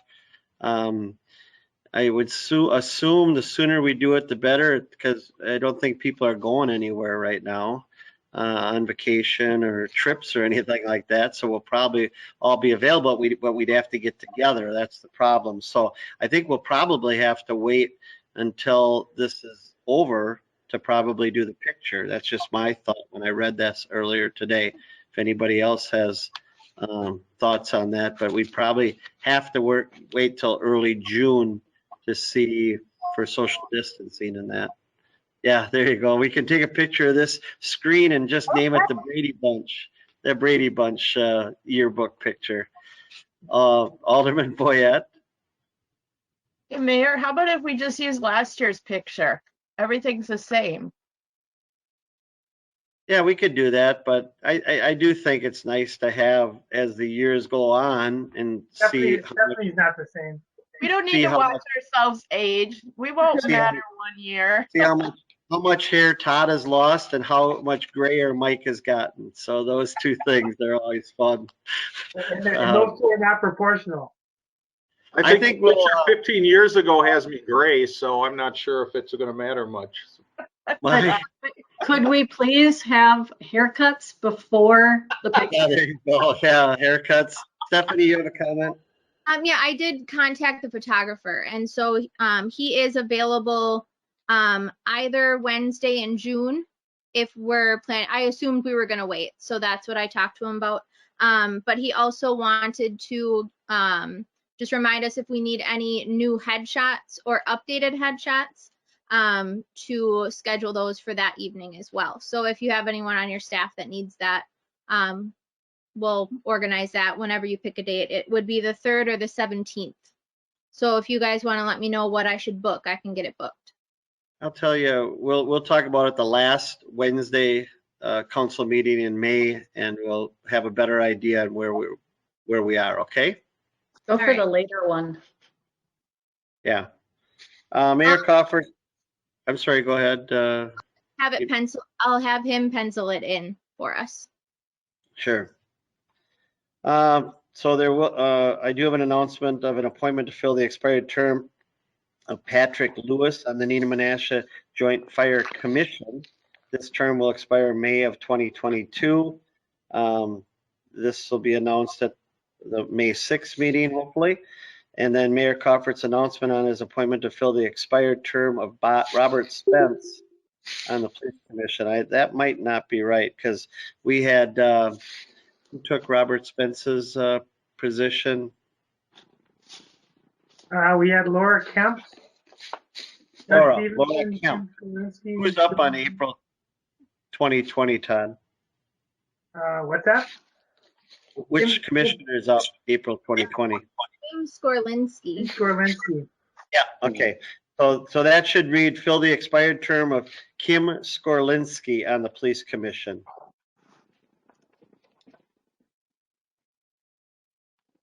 So that'll be announced. Mayor Crawford, announcement of the appointment of unexpired term, Mary Stilo as the second alternate on the Board of Review. That term will expire June 2024, and Larry has sent me a note saying that he'd like to pass on being renominated. So I am going to be looking for an alternate, a new person for that second alternate term that will be open. So if anyone knows of anyone who's interested, please let me know. So those are the announcements of future proceedings. We do have one more piece of business before the announcements, and that is the ratification of another additional mayoral proclamation number 2020-03, implementing policy 2020-04 pursuant to the emergency authority as provided by Wisconsin statute section 323.14 and the declaration of a health emergency in the city of Neenah by mayoral proclamation 2020-01. Joining us, we do have, if folks have questions on this, we do have HR Director Kale on the line, who helped me with this, along with Jim. So would you like an explanation, or do you understand what it does? I presume we want an explanation. Lindsay, are you available just to give us the short and sweet on this?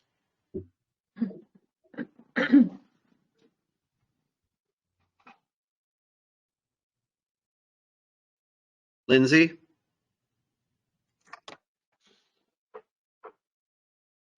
Is she on?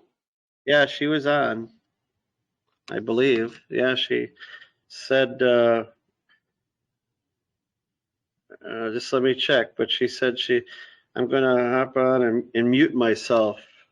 So she's there. Lindsay, you have to unmute yourself, or Stephanie, do you know, can you unmute her? Ooh, thank you. I had unmuted myself, but I must not have been unmuted by you guys. There you go. Okay, perfect. So it might be helpful for me to just briefly recap the Families First Coronavirus Response Act. This is sort of interrelated. So that went into effect April 1st through December 31st, coming down from the federal government. That had two key provisions under it. So the first one being the Emergency Paid Sick Leave Act, which provides up to 80 hours of paid sick leave to employees who experience a qualifying COVID-related reason as defined by the Department of Labor. The second piece of that was an expansion of family and medical leave. So pre-COVID, staying home to care for a child whose school or daycare was closed was not considered a qualifying reason to take leave under the FMLA.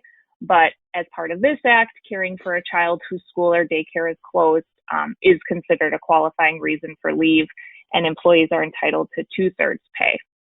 So I share that because under that act, municipalities can exempt those defined as emergency responders from those provisions.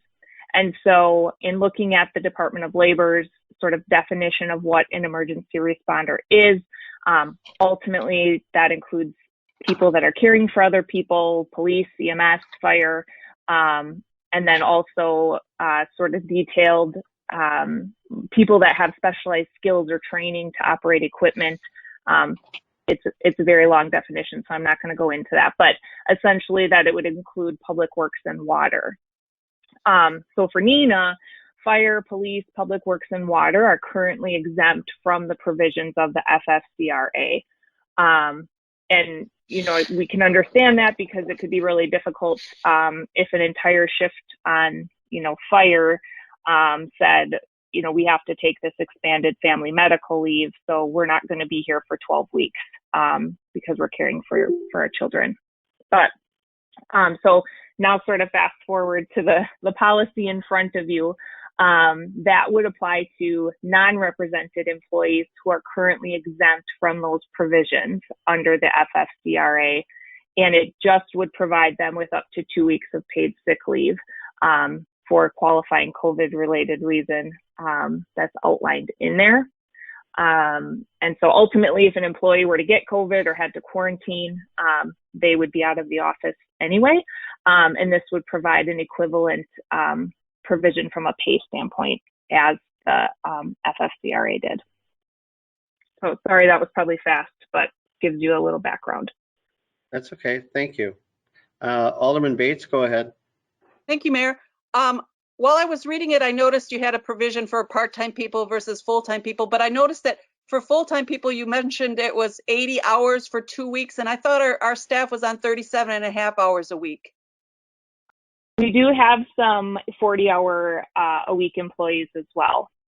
So it would just be, if you're a 37.5 hour person, it's 2 weeks of whatever you normally would work? Absolutely, yep. So the max there would be 75 hours. And then if you are a part-time person, I think it says whatever percentage you work during the week, you'd get 2 weeks of that. Yep. So if you're 20 hours, your max is 40. Yep. And you did explain it well. Thank you. Yep. Anyone else? Any other questions for this? All right. There's a motion. Oh, I'm sorry, Alderman Stevenson, go ahead. Marge, where did you see this? I must have missed this. I didn't see this proclamation. I thought it was one of the memos that we got. It was in the council packet, the meeting packet, agenda packet. It's item number E, Todd. Yeah, I know. I see. But he meant the details. I see the agenda item. I don't see the proclamation. It's in the packet on the very end of. I printed out from the internet. Yeah, it's at the very, very end. The last 3 pages. And I printed it off my agenda. And the second to last page says 80 hours of. All right, I see it now. So the question is this policy for all employees, or municipal employees, government employees, Archie's Dairy Queen? Everybody's got to live by these rules? No, it applied to employers with 500 employees or less, and then specifically called out government that it applied to as well, if you're talking about the general sort of Families First Coronavirus Response Act.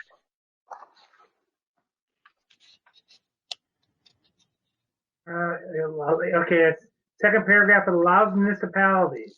So it's municipalities only? Because that's the way I would read it.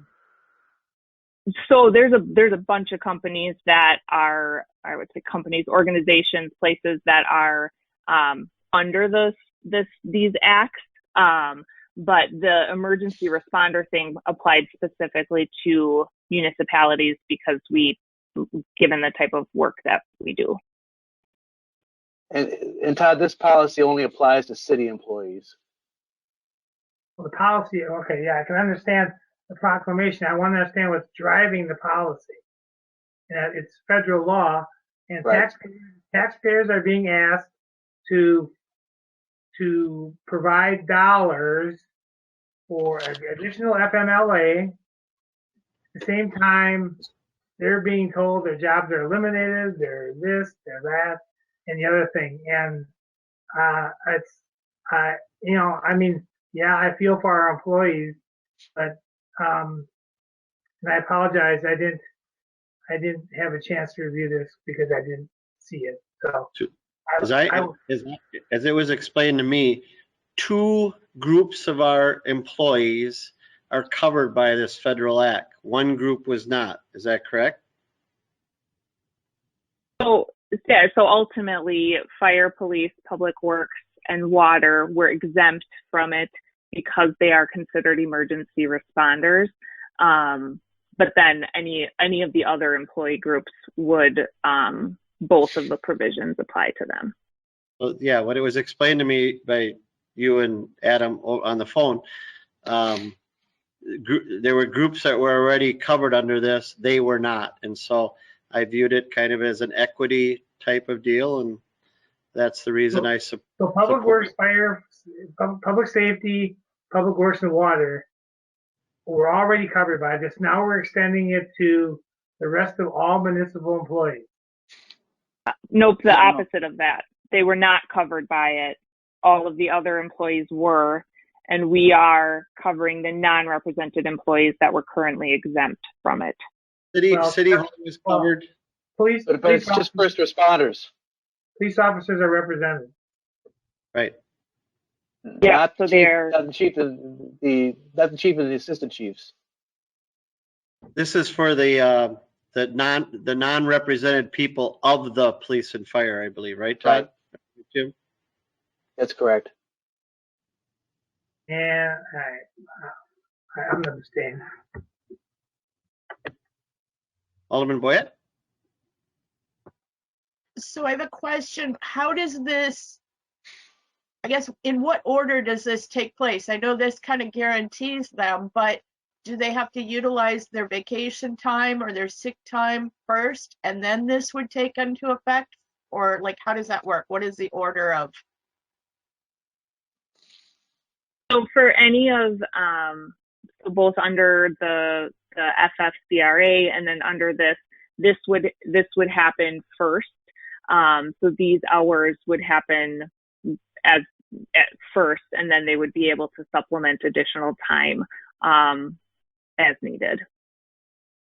So if an individual needed 4 to 5 weeks, they would utilize this time first, and then when this is out, they could kick in their sick time or vacation. Yes. Thank you. Anyone else? What happens if we don't approve this? Then you're going to be treating sectors of our employees different than other sectors. Basically, the chiefs and the assistant chiefs and the deputy chiefs would not be covered by the policy. Well, our city hall employees are affected by City hall employees are not first responders. Okay, that's my question. So when I get short with me, that's fine. Oh, I'm sorry. I didn't mean to be short, Todd. I apologize. So this affects chiefs and all non-represented. Well, and none of public works and water is represented anymore. So now they're all covered by it. Right. They weren't covered before, but rank and file city hall employees are covered by it. Is that what I just heard? Correct. Yep. So if we're looking at City Hall, those employees would have been covered under the federal guidelines, and then what's being added is those non-represented, like public works, water, and then non-represented from police and fire. The represented rank and file union members within public safety are included with the city hall people. Why? Why would they? How would that have been set up that way?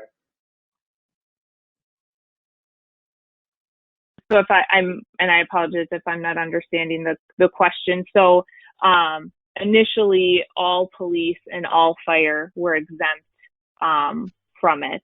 And Lindsay, this is Mike. I think what we're missing here is the context of emergency type employees versus not, because what I understand that we're considering now are that water employees, public works employees have a role during an emergency. And because they were exempted from this before, because the whole premise of this was to acknowledge that there are some types of employees within the city that in an emergency type environment, that there are specific rules and specific things that we need to do with them that other employees don't have the same standards for them, the way I understood this. So right now we are simply adding the water employees who are not included in the first, the public works employees who are not included in the first, and the non-represented police and fire who are not included in the first, to get them to have equity with the other people who were considered emergency type employees, i.e. first responders and police. Is that a fair way to say it?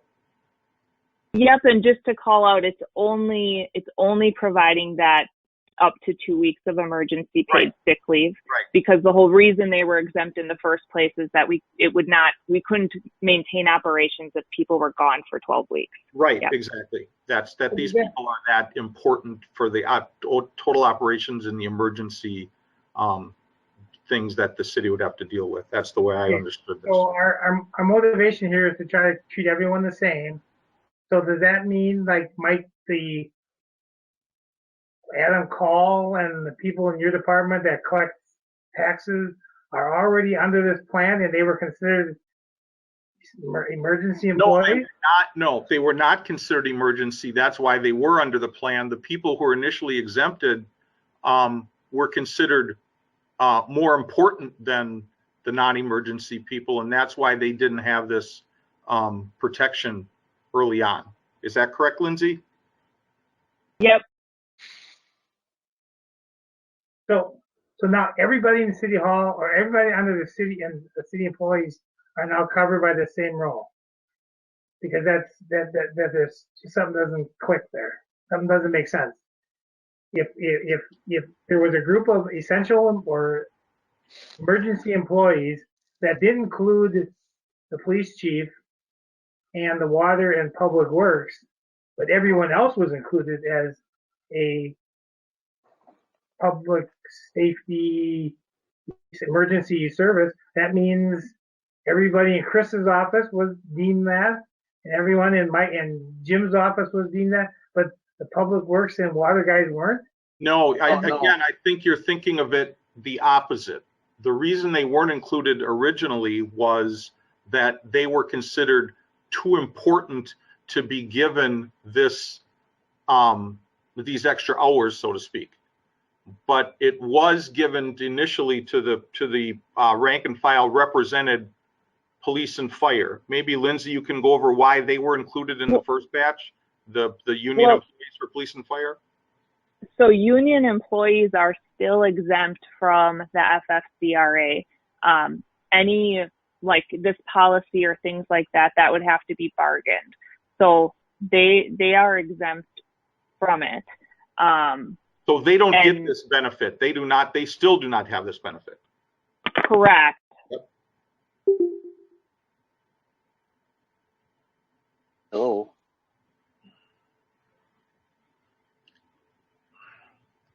Okay, well, this is why we have a committee structure, so this kind of discussion can go on in committee versus having, so anyway, I'll stop. Who's caller C1? Caller 12, is that caller Just C1? Is that Adam? No, I think Lindsay dropped out. Nope, I'm still here. Okay. Oh, okay. Never mind. Okay. Well, from my standpoint, when Adam and Lindsay brought this to me, it showed one group that was not included amongst everyone else. They were considered essential first responders, and they weren't getting the same benefit that other people were, and I felt the need to treat everybody the same. And just, can somebody just appease me and show me where in either the proclamation itself or in your memo from April 10th, where those people that are now going to be affected are going to match up with everybody else in the city hall?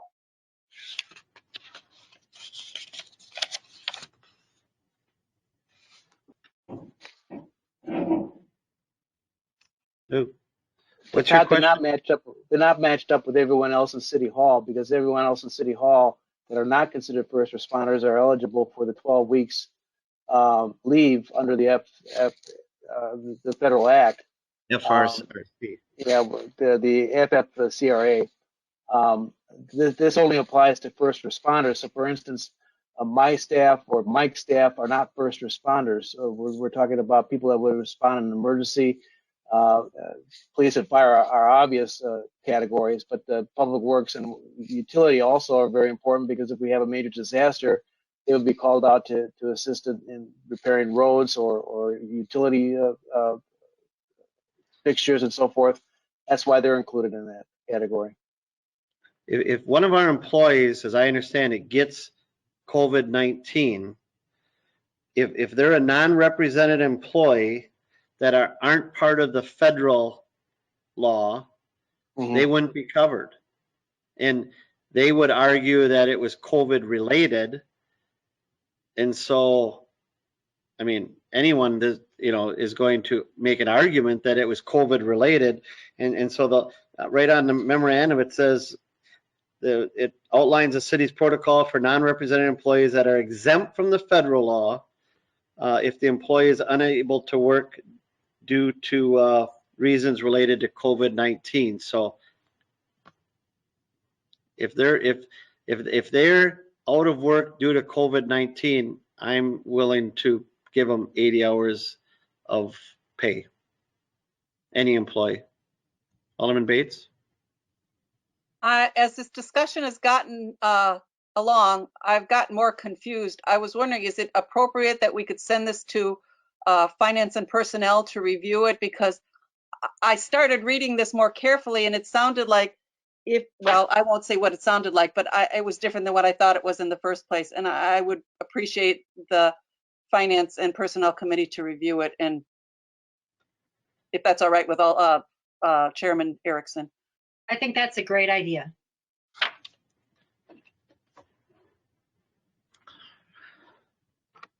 And in the meantime, if someone has COVID-19, if they get this in the course of their job, then what? Right now, the proclamation is in place, and until the council rejects it, it remains in place. But the only people that would be affected are the exempt people, which were the first responders who are not represented. So that would just be the chief and the captain? This would be public works, water, and the chiefs. And any non-represented staff at the police department or the fire department. Non-represented staff, public works, and water. Because they're deemed first responders.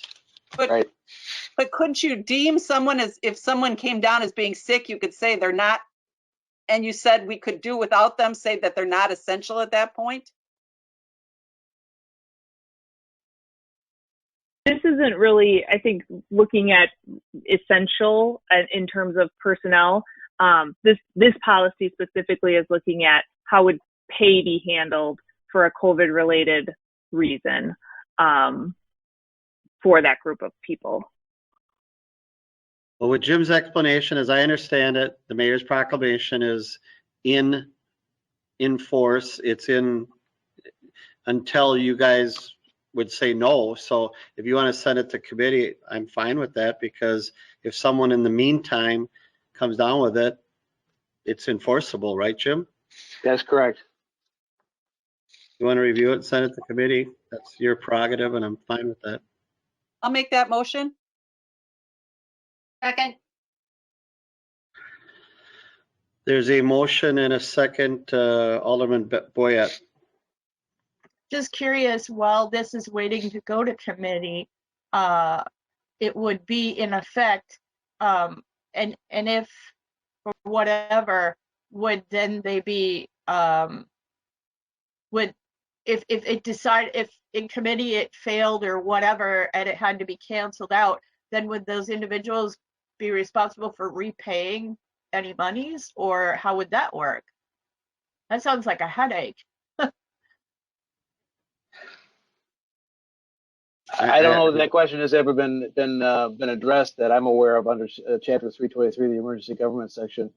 I believe it would be prospective, but I'm not sure on that. I'll look into it before the meeting, finance meeting on Monday. I don't know the answer to that either. I mean, I wouldn't want to be the one to tell their family that we're not going to cut if they had a COVID related incident while they were employed and that we weren't going to pay them the 80 hours. I wouldn't want to be the one to tell them that. So. Well, and I guess that's my concern. I mean, I'm all about taking it to committee because, you know, we'd like to know more about it. But in the same breath, you know, it's active now and somebody comes ahead and says, hey, yes, I have this and whatever. And then it dies in committee or it doesn't pass or whatever happens. And then we have to go to those people and say, oh, well, it was, but now it's not. And you got to pay us back, or like, I don't know. Right. Anyone else? Otherwise, Alderman Lang. I'm just going to say, I think we have plenty of time to discuss this in committee. I don't think we're having such a high rate of cases that this is an imminent problem for us to not be able to discuss it in committee. So I think we can, it'll be fine. And if it were like a matter of money, they're not going to be expecting pay instantly the second that they're given a positive COVID test. So I don't think that's an issue. All right, that's fine. That's fine. My impetus when it was brought before me by our assistant city attorney and HR was to treat all the employees the same, especially treat the people that we deemed essential to keep the operations running. I mean, quite honestly, we have no control over the federal CARES Act, as I understand it, or whatever you want to call it. They are the ones who said that we had to cover the people in this building. The people out on the front lines, I think that they should be the ones that should be covered probably before a whole bunch of other people. So. I fully agree with you, Mayor, on that, and I would be in favor of your proclamation. Well, that's okay. If we want to send it to committee, that's fine. So there is a motion and a second. All in favor of sending this to the finance committee?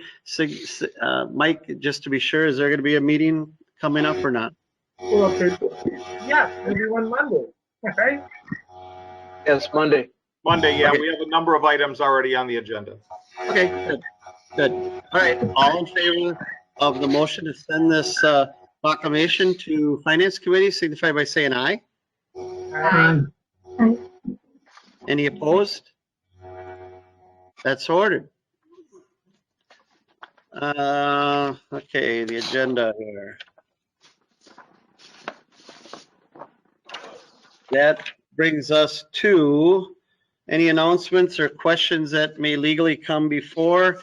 I know it's very, very late, but this will be on TV and that. I just want to take a couple of minutes. I've been asked by Park and Rec just to, so that people at home are getting it out on Facebook and website and all that. But a couple things. There's a quarantine May 50K that they're running. It's $15. Sign up at Park and Rec. If you do 50 miles in a 50K in the month of May, there's a really cool medal that they can win. by logging your miles and reporting your miles. They've had 150 people sign up already, so that's kind of cool. Touch a Truck has been postponed till August 26th. That was scheduled for May. The May 9th and 10th, Renew the Slough. That's been, that is going to be rescheduled and rebranded. So go on the website and check that out. They just asked that I would ask those things. The drop-off site is still open Monday through Friday. I believe, Jerry, May 9th starts Saturday. Is that correct? You are correct. Okay, so May 9th will be the Saturdays. The finance department, we did open up the drive-through window on Monday. That is hopefully going to take care of some of the water bills and taxes and pet licenses, fire permits. A lot of people are coming to our front door and they want to renew them and they're not able to. Yard waste collection is going on till May 18th. So if people ask you when they're going to pick up their yard waste, it's the day after their regular garbage pickup. So, and that'll run through May 18th. So if their garbage pickup is on a Wednesday, on Thursday we pick up their yard waste and things like that. So that's really, let's see, those are the things I got. Construction schedules are ongoing, and there is compost for people to be picked up at the old city garage. There's a whole pile of it, and that's what I have. Anyone else have anything? Just follow up on that pickup the day after garbage. So if garbage gets picked up on Friday, the yard waste will be picked up on Saturday or Monday? On Monday. Monday. Thank you. Yeah, the next regularly scheduled day. We don't do overtime for that. Thank you. So, yep, it'll be Monday then. Anyone else have any questions or comments? If not, I'll entertain a motion. I have a comment. I'll move to adjourn. Tammy has a comment. Oh, I'm sorry. Sorry, Todd. I missed it. Alderman Erickson, go ahead. I've been getting some questions on the summer park and rec programs. Have they made a decision on what they plan to do for summer? Mayor? Mike Kading still on? Yes. Go ahead, Mike. Yeah, Tammy, thank you very mumuch for the great question.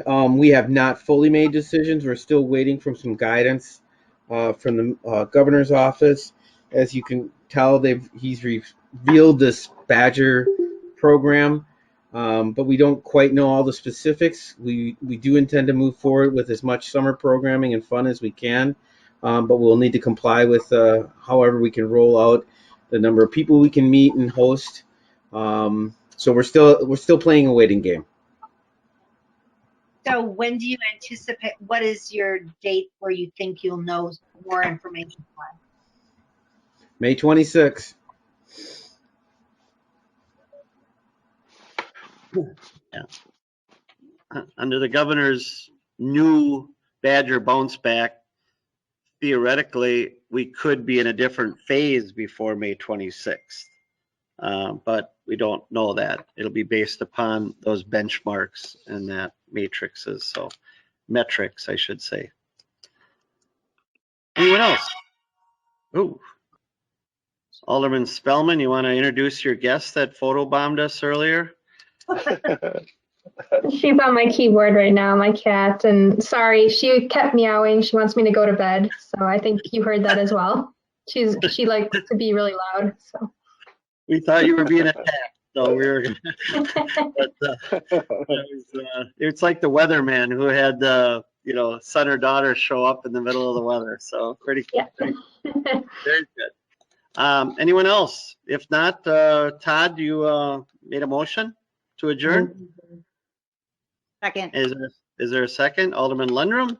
Thank you all very, very much. I know this was a long one and we haven't had one for a while like this, and everyone was respectful of each other. So that's the best we can do, is to show civility and respect. So stay safe and healthy out there, and we will see everyone shortly. So thank you all very, very much.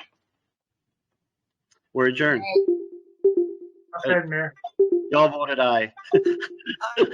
Thank you. Aye. Tiffany, they all voted aye. Aye. That's the question. Thank you very much. We're adjourned. Broadcasts of the City of Neenah Common Council meetings are produced by University Studios of the University of Wisconsin-Fox Valley. Neenah residents can get information about City Council meetings, City Committee meetings, meeting agendas, and other documents via the City website, www.neenahgov.org. Neenah residents can express their opinions about city issues or about these broadcasts by contacting the mayor's office, contacting their city alderman, or by completing the electronic feedback form on the city website, www.neenahgov.org. All public portions of the meetings are recorded in entirety and are not edited for playback.